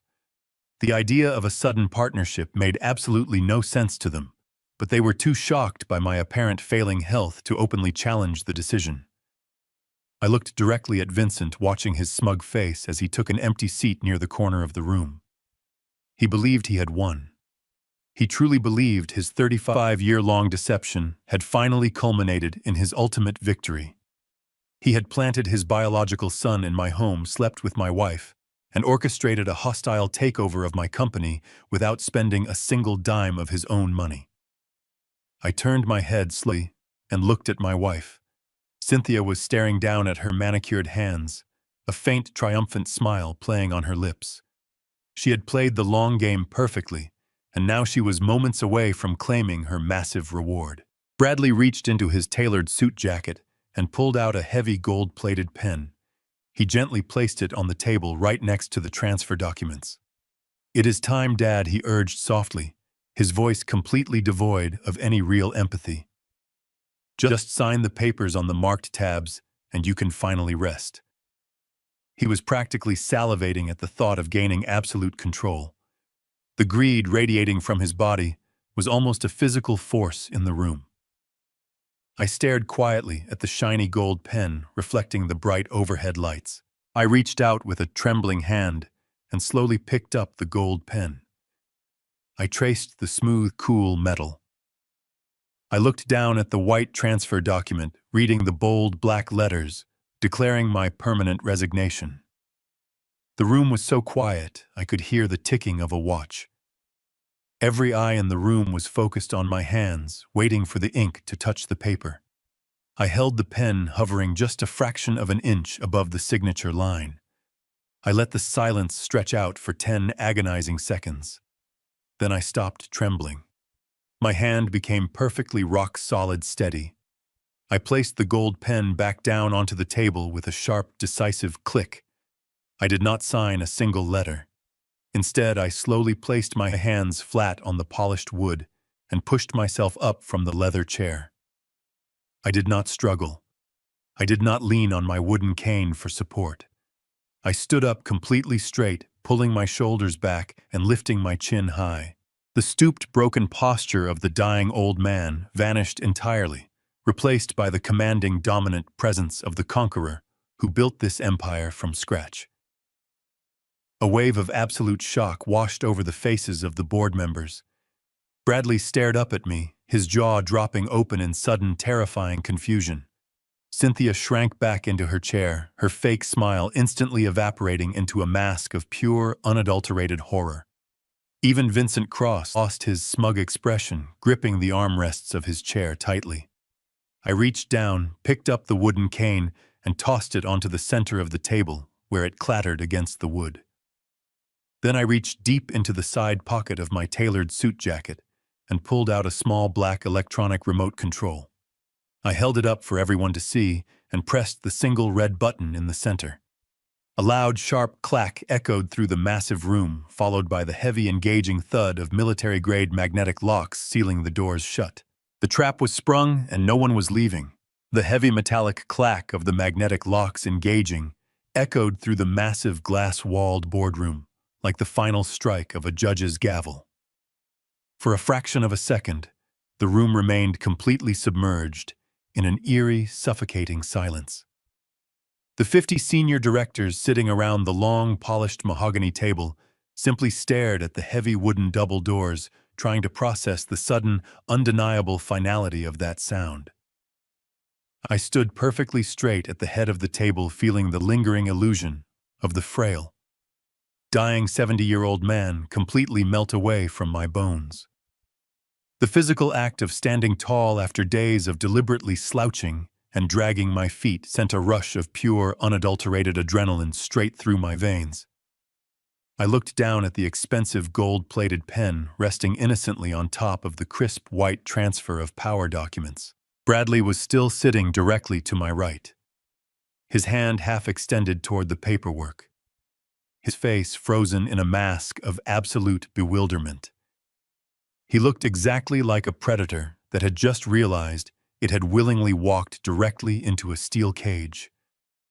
I reached out and gently pushed the thick stack of legal documents away from me, sliding them across the smooth, polished wood until they came to a complete stop right in front of him. I took a long, deep breath, pulling the cool, filtered air of the corporate headquarters deep into my lungs, and let my true voice ring out for the first time in days.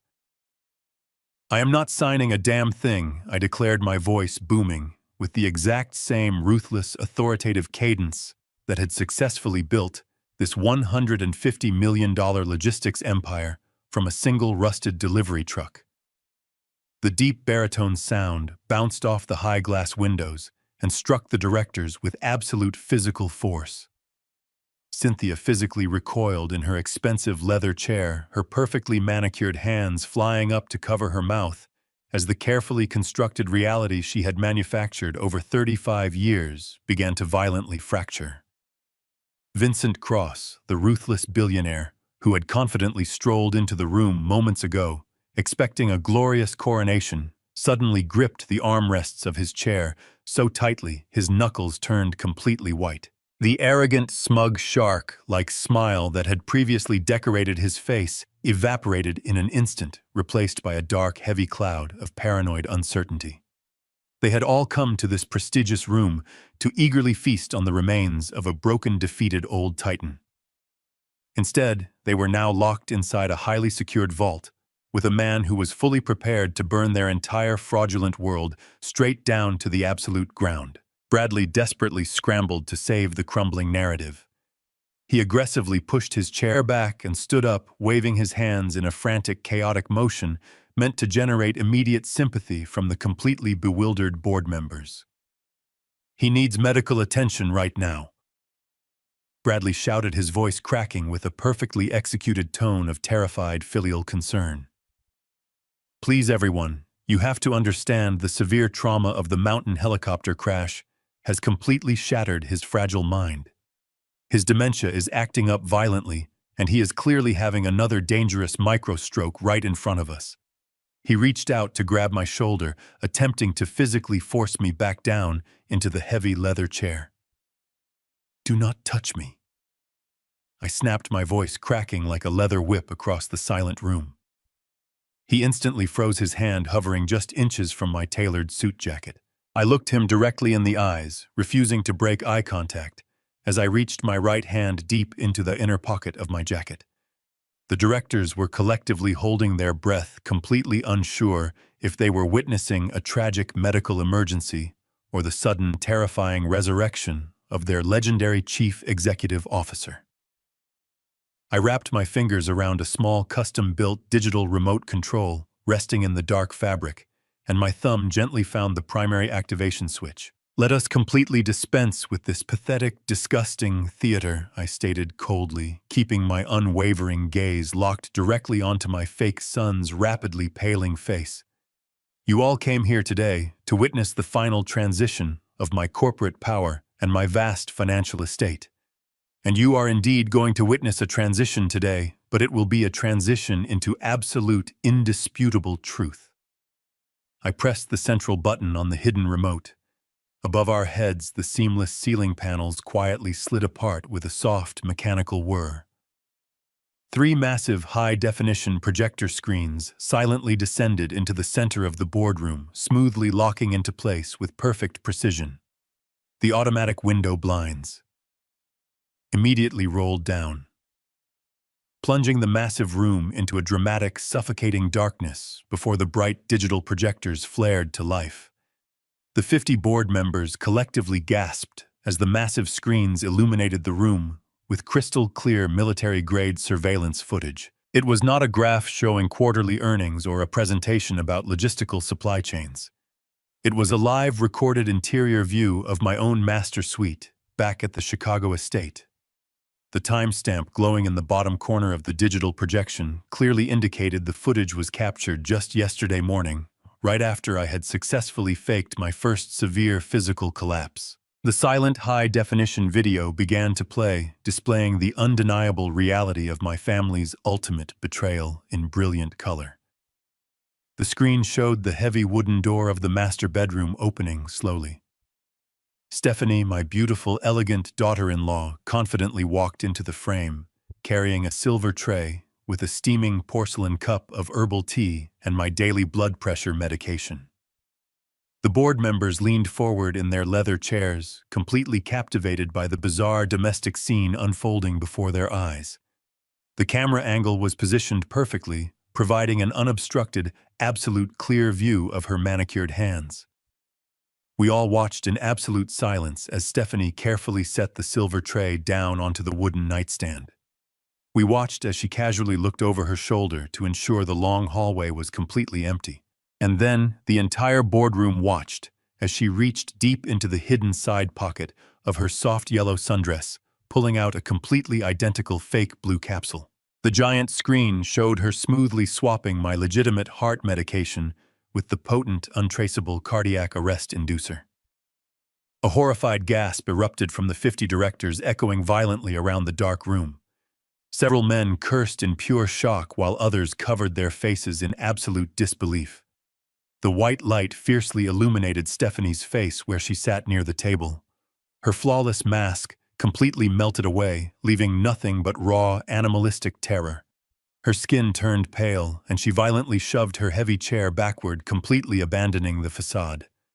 She let out a desperate sob and sprinted toward the double doors, pulling at the heavy brass handles. She pulled with all her physical strength, ignoring the tearing of her expensive silk dress, but the thick magnetic locks held firm. She was trapped securely inside the execution chamber with the exact same dead man she had confidently tried to murder. I let the absolute panic of my daughter-in-law wash over the room.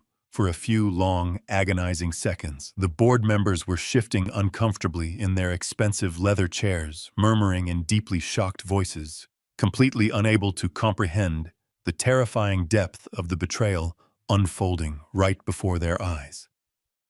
I raised my hand slightly, and the entire room instantly fell completely silent again. I pressed the second small button on my digital remote control. The high-definition footage of Stephanie freezing in the master bedroom vanished entirely from the massive projector screens. It was immediately replaced by a brand-new live recording. This time, the hidden tactical camera angle showed the luxurious interior of Cynthia's private vanity room. The 50 board members watched in absolute silence as my wife of 40 long years stood alone in front of her brightly illuminated makeup mirror. She was holding a crisp, white piece of official laboratory paper in her perfectly manicured hands. I deliberately zoomed the digital image in, much closer, projecting the document across the entire massive wall, so every single person sitting in the dark boardroom could easily read the bold black letters printed clearly at the very top. It was a formal genetic paternity test.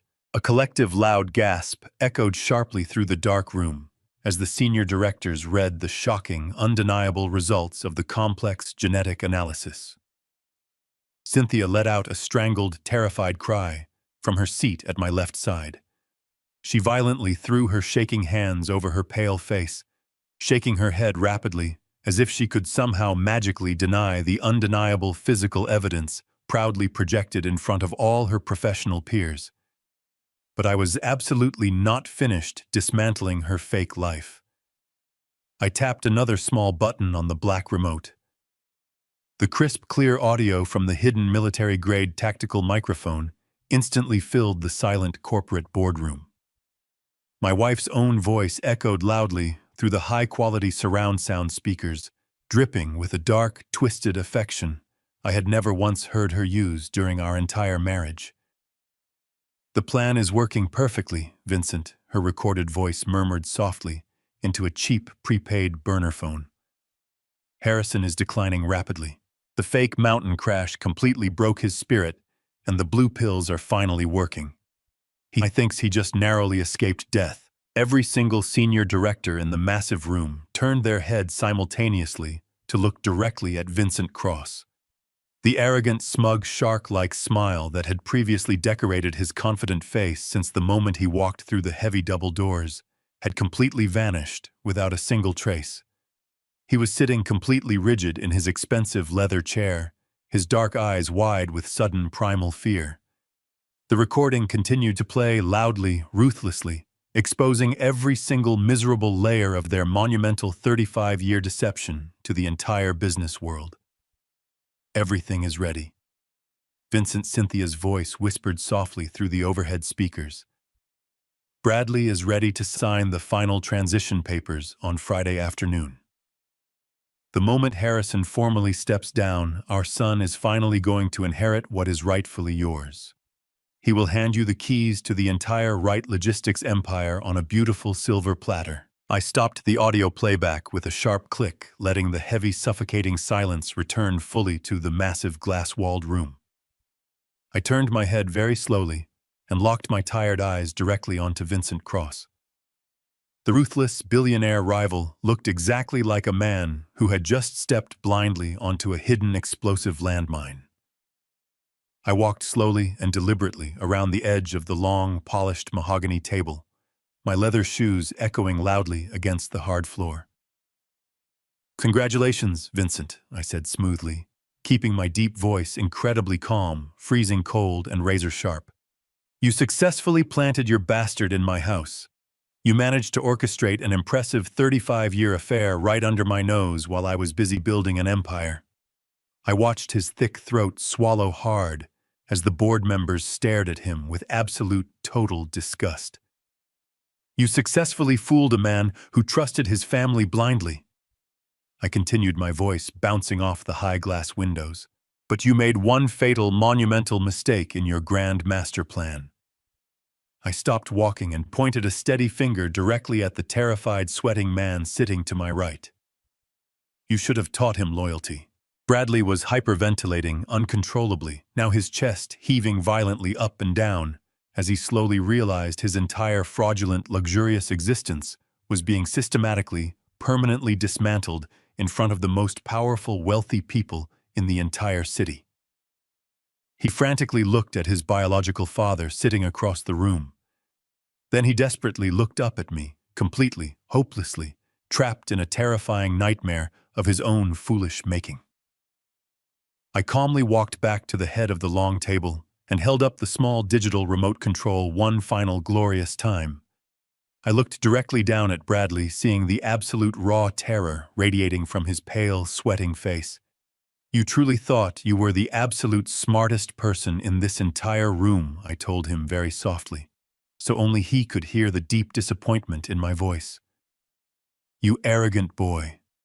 You honestly thought you could easily outsmart the man who kindly raised you and outsmart the man who secretly created you. You thought you could play us both and walk away an incredibly rich man." I pressed the final red button on the remote. A brand new audio file immediately began to play loudly through the overhead speakers, cutting through the heavy tension in the room. It was Bradley's own highly panicked voice, secretly recorded just moments after Cynthia had finally finished her secret phone call with Vincent. "Mom, we have a massive immediate problem." His recorded voice trembled with raw, unadulterated panic. "The dead body in the flooded quarry is sinking to the bottom, exactly like we carefully planned. The heavy canvas tarp and the metal weights are securely holding it down deep in the freezing mud. But Vincent is getting incredibly suspicious right now. He has been calling my secure line all morning, demanding constant updates. The 50 directors were holding their collective breath, staring at Bradley in absolute sheer horror as his own recorded confession permanently condemned him. Vincent Cross leaned aggressively forward in his leather chair, his face instantly turning a highly dangerous shade of furious dark red as he listened intently to his biological son's incredibly treacherous words. He does not know I violently killed his private elite fixer, Mom.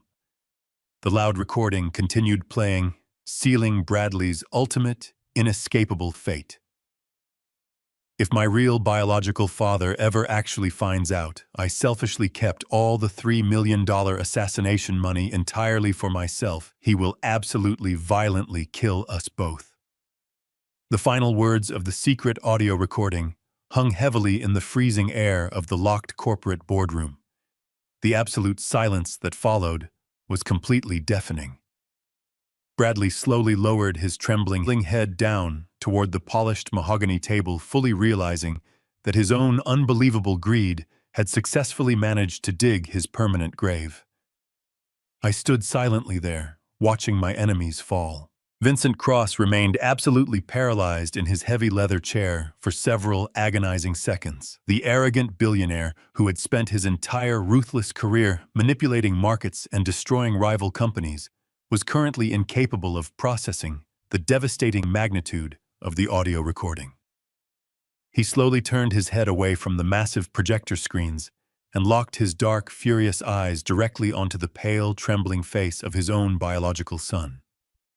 The sophisticated, polished facade of the wealthy business tycoon began to violently fracture and physically melt away right in front of the entire corporate board of directors. The deep, healthy color completely drained from his thick neck and face, leaving behind a terrifying shade of sickly gray. His broad shoulders began to heave up and down with rapid, shallow breaths as his mind desperately tried to reject the horrifying truth. But the undeniable reality was already sinking deep into his bones. The elite private fixer he had personally hired to execute my assassination in the snowy mountains of Colorado was not just a random, disposable mercenary. He was a trusted member of his own family.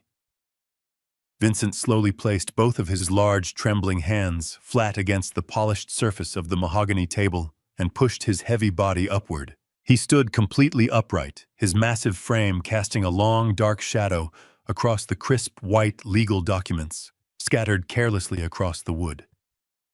Bradley physically shrank back into his expensive chair, desperately trying to put as much physical distance as possible between himself and the towering, furious man standing just a few feet away. The silence in the massive glass-walled room was so incredibly thick and oppressive that the faint mechanical humming of the high-definition projectors sounded like a roaring jet engine. Vincent opened his mouth, but the words seemed to physically choke him before they could escape his throat. His face contorted into a terrifying mask of pure, unadulterated horror and raw, animalistic grief. When he finally managed to force the sound out of his chest, his raspy voice was entirely devoid of its usual sophisticated corporate polish. It was a low, terrifying, guttural snarl that echoed violently against the high ceiling. "The private fixer you violently killed in cold blood," he whispered, his voice shaking with a devastating combination of sorrow and absolute murderous rage. "That young man was not just an anonymous hired gun, you stupid, greedy fool. That young man was my legitimate youngest son." The crushing weight of that shocking revelation slammed into Bradley with the destructive physical force of a runaway freight train. His dark eyes widened to an impossible size and his jaw dropped completely open in absolute stunned disbelief. He had foolishly believed he was simply eliminating a random, dangerous criminal to secure a massive financial payout for himself. He had absolutely no idea he had brutally murdered his own biological half-brother and dumped his heavy, lifeless body into the freezing mud of an abandoned limestone quarry. Before Bradley could even attempt to formulate a pathetic excuse or beg for any kind of mercy, the fragile tension in the room violently snapped. The sophisticated, wealthy villains instantly turned on each other with the terrifying ferocity of starving rabid dogs. Vincent let out a deafening roar of pure, agonizing grief and lunged aggressively across the wide mahogany table. His expensive, tailored suit jacket ripped loudly at the broad seams as he violently threw his entire massive body weight forward, completely ignoring the heavy crystal water pitchers and thick leather binders that shattered and scattered across the room. He reached across the polished wood with his large, powerful hands extended like lethal claws. Vincent successfully grabbed Bradley directly by the throat with terrifying speed and devastating accuracy. His thick, strong fingers immediately locked around his biological son's pale neck with a crushing, suffocating grip that instantly cut off his desperate airflow. Bradley let out a terrible choked gasp and violently thrashed backward, causing his heavy leather chair to tip over completely. Both men crashed violently onto the expensive imported carpet in a chaotic, tangled mess of flailing limbs and tearing fabric. The refined corporate boardroom instantly transformed into a brutal, bloody gladiatorial arena. Cynthia leaped out of her seat with a piercing, hysterical scream that shattered the remaining silence. She desperately threw herself toward the two struggling men, frantically pulling at Vincent's broad shoulders in a pathetic, useless attempt to save the very son she had secretly conspired with for decades. "Please, Vincent, stop!" she wailed loudly, her perfectly styled hair falling wildly across her face as her sharp, manicured nails dug uselessly into his thick suit jacket. "You are going to kill him. Please let him go." But the grieving billionaire completely ignored her desperate pleas, consumed entirely by a blinding red haze of ultimate revenge. Stephanie, my previously composed and elegant daughter-in-law, scrambled backward on her hands and knees until her back hit the solid glass wall of the locked room. She curled her trembling body into a tight, defensive ball, desperately cowering in the dark corner, with her hands securely covering her ears. She was openly sobbing now, completely paralyzed by the sheer violence erupting just a few feet away from her ruined silk dress. The 50 senior members of the corporate board of directors reacted with absolute unified panic. Several older men shouted urgently for someone to intervene while others physically climbed over their heavy leather chairs to escape the violent, chaotic epicenter of the room. The polished professional executives pressed themselves tightly against the locked magnetic doors, frantically pushing their hands against the solid, heavy wood, but there was absolutely no escape. I stood perfectly still at the head of the long table, leaning heavily against the smooth wood with my arms casually crossed over my chest. I did not flinch. I did not shout. I simply watched the brutal, devastating consequences of their own monumental greed completely consume them. I watched the fake family I had mistakenly loved tear itself into bloody shreds. I deliberately let them violently fight each other on the floor for exactly 30 consecutive seconds. I watched the heavy purple bruises rapidly form and listened to the terrifying gasps of my enemies receiving their poetic justice. 30 seconds was the precise amount of time I had calculated they deserved to suffer before the law permanently intervened. When the final second quietly ticked by, I slowly reached my right hand back into the deep inner pocket of my tailored suit jacket. I calmly pulled out the small black digital remote control and firmly pressed the secondary blue button resting near the bottom edge. The magnetic security locks sealing the double doors instantly disengaged with a loud, sharp electronic click. Before anyone inside the panicked boardroom could even attempt to react, the heavy wooden side doors violently burst open with explosive, terrifying force. A massive tactical team of heavily armed Federal Bureau of Investigation agents, United States Marshals, and local city homicide detectives aggressively swarmed into the dark room. They moved forward with flawless military precision, raising their black weapons and shouting deafening commands that completely dominated the absolutely chaotic corporate space. Heavy tactical boots pounded against the polished hardwood floor as the armed federal agents swiftly secured the perimeter of the massive corporate boardroom. The harsh metallic click of heavy steel handcuffs ratcheting tightly around wrists echoed sharply, cutting directly through the lingering sounds of heavy breathing and shattered glass. The arrogant villains who had confidently walked into this room expecting a glorious financial coronation were now being forcefully pinned against the mahogany table and the glass walls. I stood perfectly still at the head of the room, calmly watching the absolute destruction of my enemies unfold with perfect mechanical precision. Stephanie was the first to completely break under the crushing pressure of the sudden police raid. The elegant, sophisticated daughter-in-law I had warmly welcomed into my home and personally gifted a massive luxury condominium was now violently sobbing in the corner. Her expensive silk dress was torn, and her perfectly styled hair was a chaotic mess. She desperately tried to negotiate with the stoic federal investigator, securing her arms behind her back. "Please, you have to listen to me," she wailed loudly, her voice cracking with pathetic desperation. "I can tell you absolutely everything about the hidden offshore bank accounts. I will give you all the encrypted passwords." She continued to beg, tears streaming down her pale face. "I will testify against all of them if you just give me a generous plea deal. I was just following orders." The federal agent completely ignored her desperate bargaining, firmly tightening the cold steel cuffs and forcefully hauling her up to her feet. I felt absolutely no pity for her.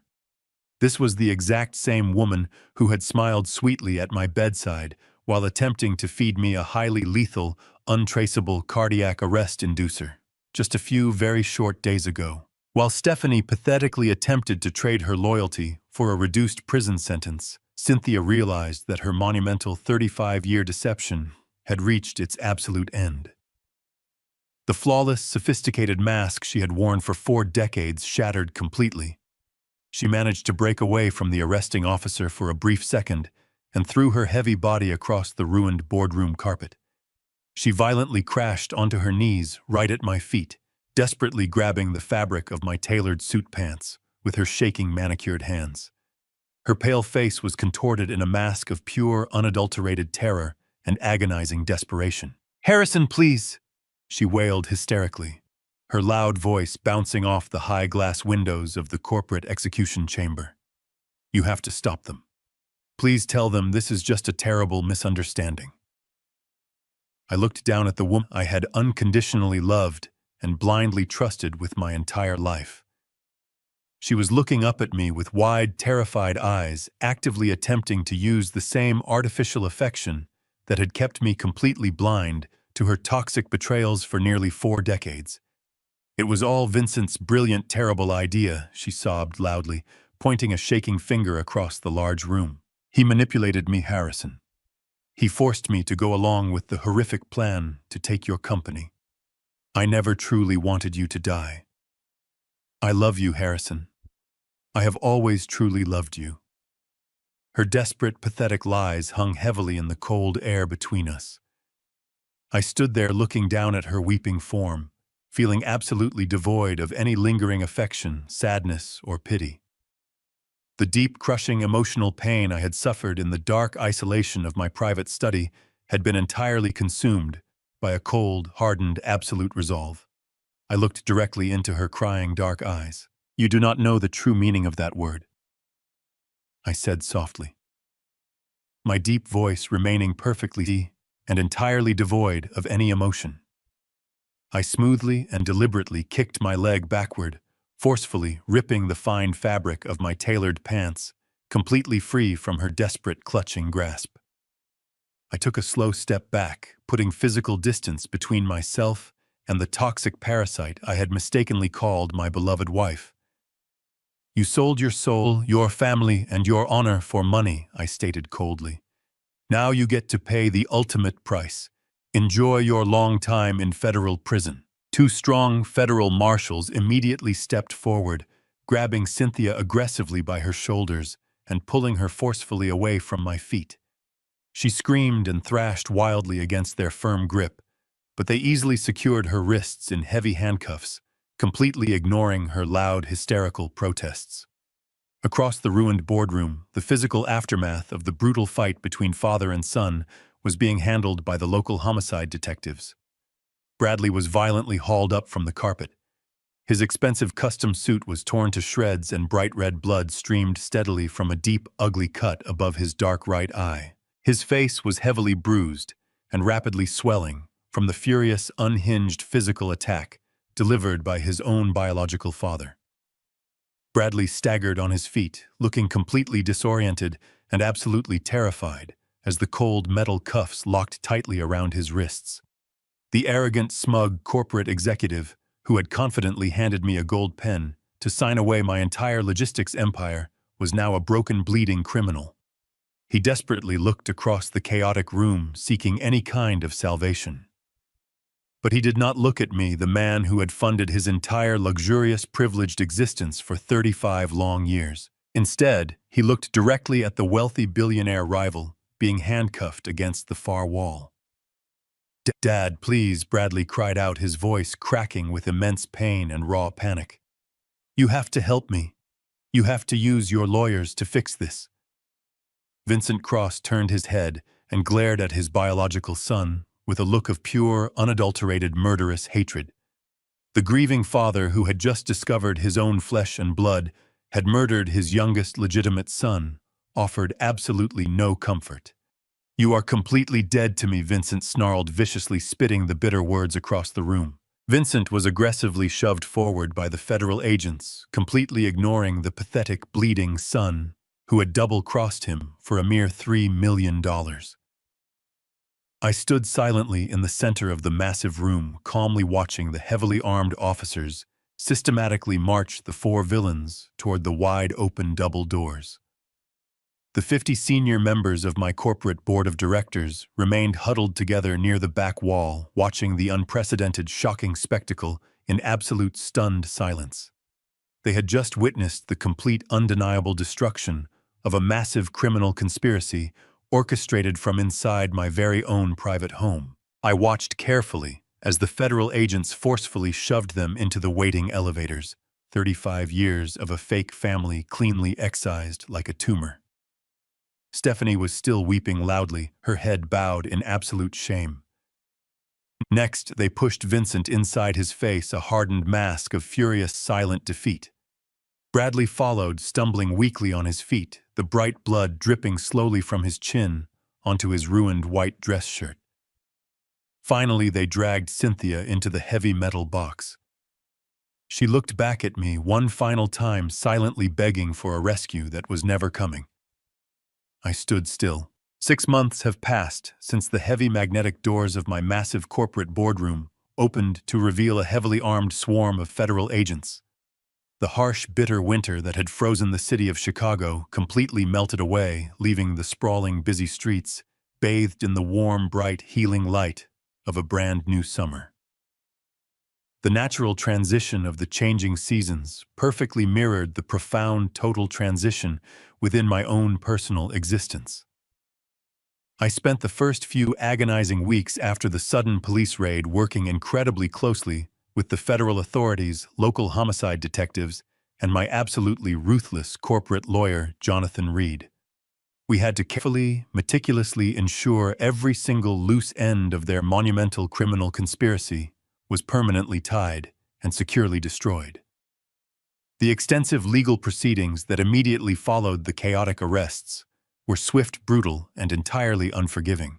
The American justice system moved with a terrifying mechanical efficiency that left my former fake family absolutely no room to breathe, lie, or manipulate the truth ever again. The fake official death certificate they had so proudly displayed on my California king bed was officially destroyed, and the $20 million they had illegally withdrawn from my emergency offshore banking network was fully recovered by federal agents within 48 hours. Every single asset, every bank account, and every digital footprint was completely scrutinized and locked down by the government.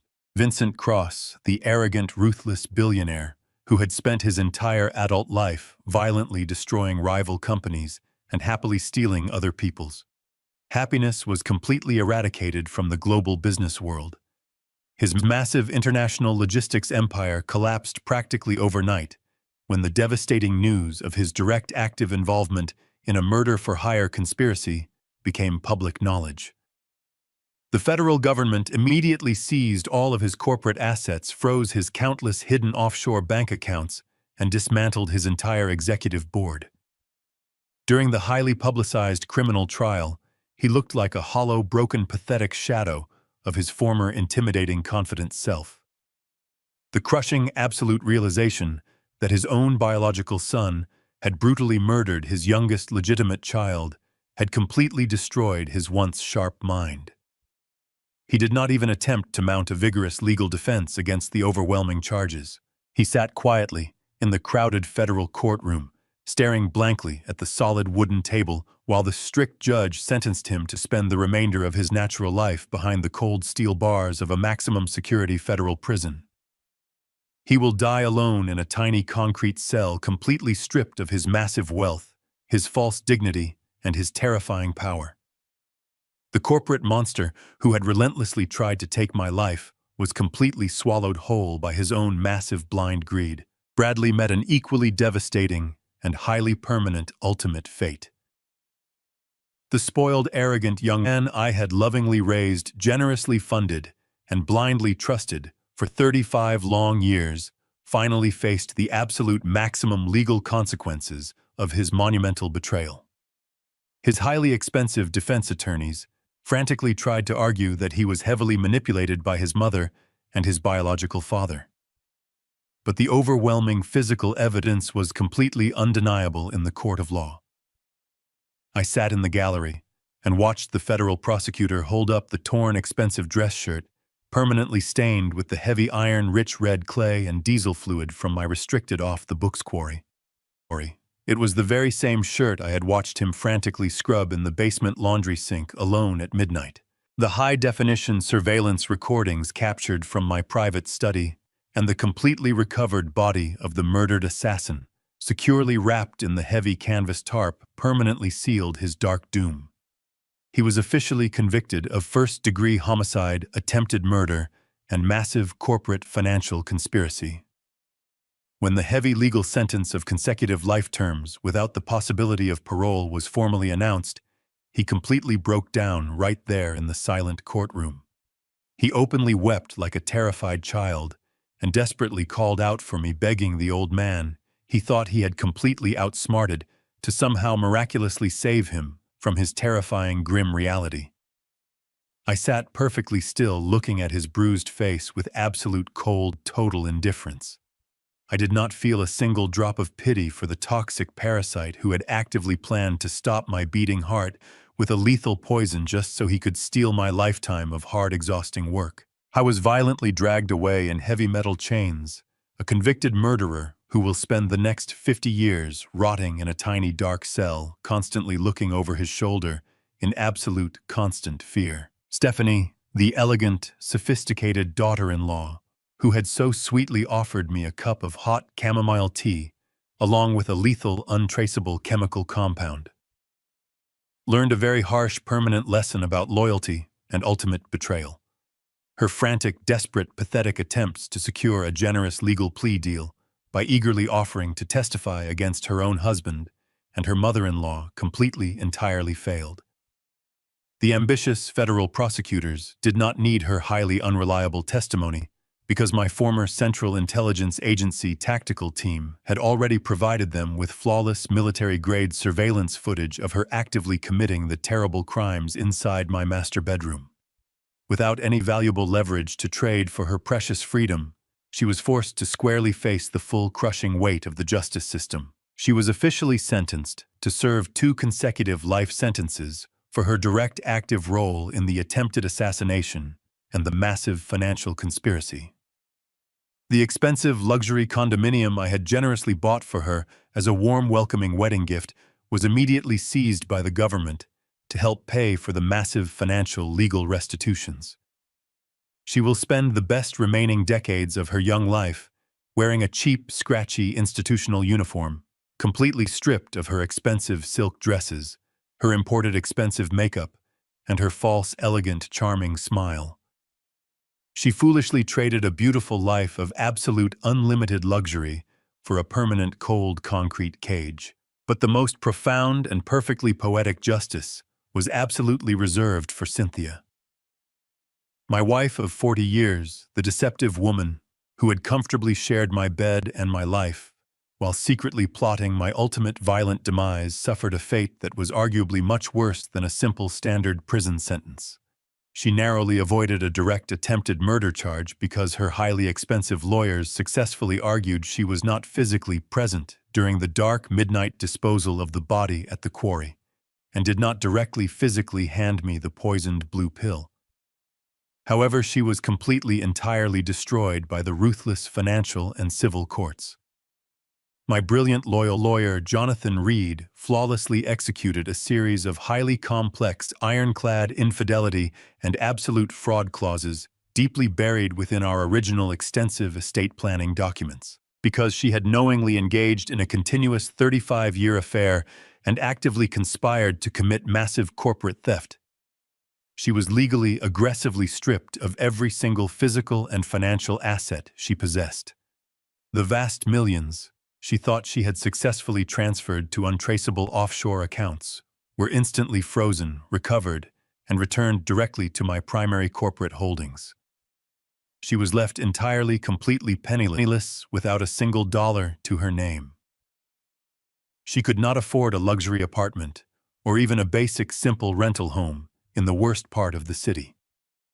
Today she lives in a highly depressing, critically underfunded state-run living facility located on the noisy, dirty outskirts of the city. She shares a tiny, cramped institutional room with a completely random stranger eating bland, tasteless cafeteria food and wearing cheap, donated clothes. She has absolutely no visitors because her entire wealthy social circle totally abandoned her. The very second her horrific, shocking crimes became public knowledge. She is forced to wake up early every single morning and vividly remember the massive, beautiful, sprawling estate, the imported luxury sports cars, and the absolute unlimited financial freedom she selfishly threw away for absolutely nothing. As for me, I absolutely did not allow their monumental, terrifying betrayal to turn me into a bitter, isolated, angry old man. I actively used the sharp pain to completely burn the dead, infected, toxic wood out of my daily life and plant brand new, healthy, strong seeds. Over the past 6 busy months, I have totally restructured the executive leadership of my massive international logistics empire. I systematically removed every single director and mid-level manager who had shown even the slightest minor hint of questionable loyalty during the corporate crisis. I quickly replaced them with young, hungry, brilliant professionals who deeply value hard, honest work over toxic, petty corporate office politics. I personally supervised the complete removal of all the unauthorized surveillance tracking malware that Stephanie had secretly installed on my home wireless internet network, making sure my life was private again. I sold the massive empty Chicago estate, where all those terrible lies were carefully constructed, and bought a sleek, ultra-modern penthouse in the heart of the city that perfectly suits my new minimalist lifestyle. And at the very top of this brand new powerful corporate hierarchy sits the only single person in the entire world who truly earned my absolute unconditional total trust. My incredibly brilliant, fiercely loyal, and absolutely ruthless daughter Natalie. She proved her ultimate immense worth not through empty flattering words or fake acted affection, but through decisive, highly calculated, aggressive action when my life was in immediate, terrible danger. She did what was absolutely necessary to protect her father and the massive company I built. Today is Friday. Exactly 6 full months since that chaotic, violent, unforgettable morning in the locked boardroom. The late afternoon sun is shining incredibly brightly over the massive city of Chicago, casting a warm, beautiful golden glow across the towering reflective glass and steel skyscrapers of the busy financial district. I am standing proudly on the open-air private rooftop terrace of my massive corporate headquarters.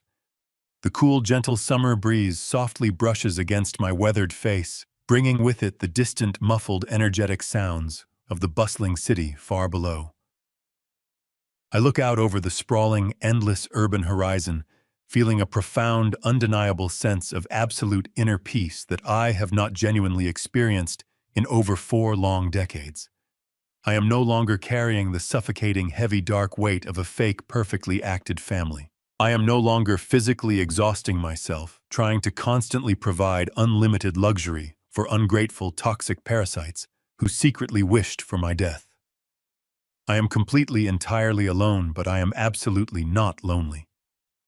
The memories of the poisoned herbal tea, the fake tears and the secret burner phone conversations have slowly faded away entirely, replaced by the solid, undeniable reality of my peaceful new life. Natalie walks quietly onto the open, spacious rooftop, wearing a sharp, perfectly tailored dark suit that flawlessly matches her commanding, serious, professional presence.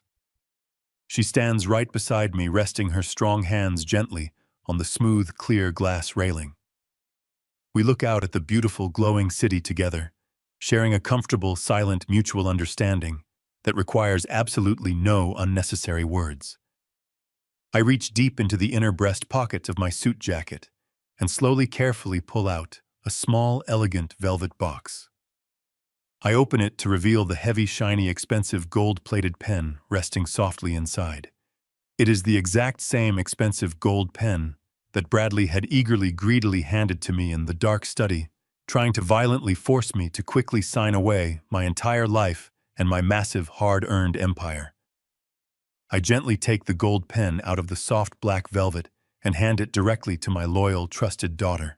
She takes it with a firm, steady, strong grip, looking at me with deep, mutual, undeniable respect. Resting on a small, outdoor glass table right behind us is a thick, heavy stack of official corporate transition documents.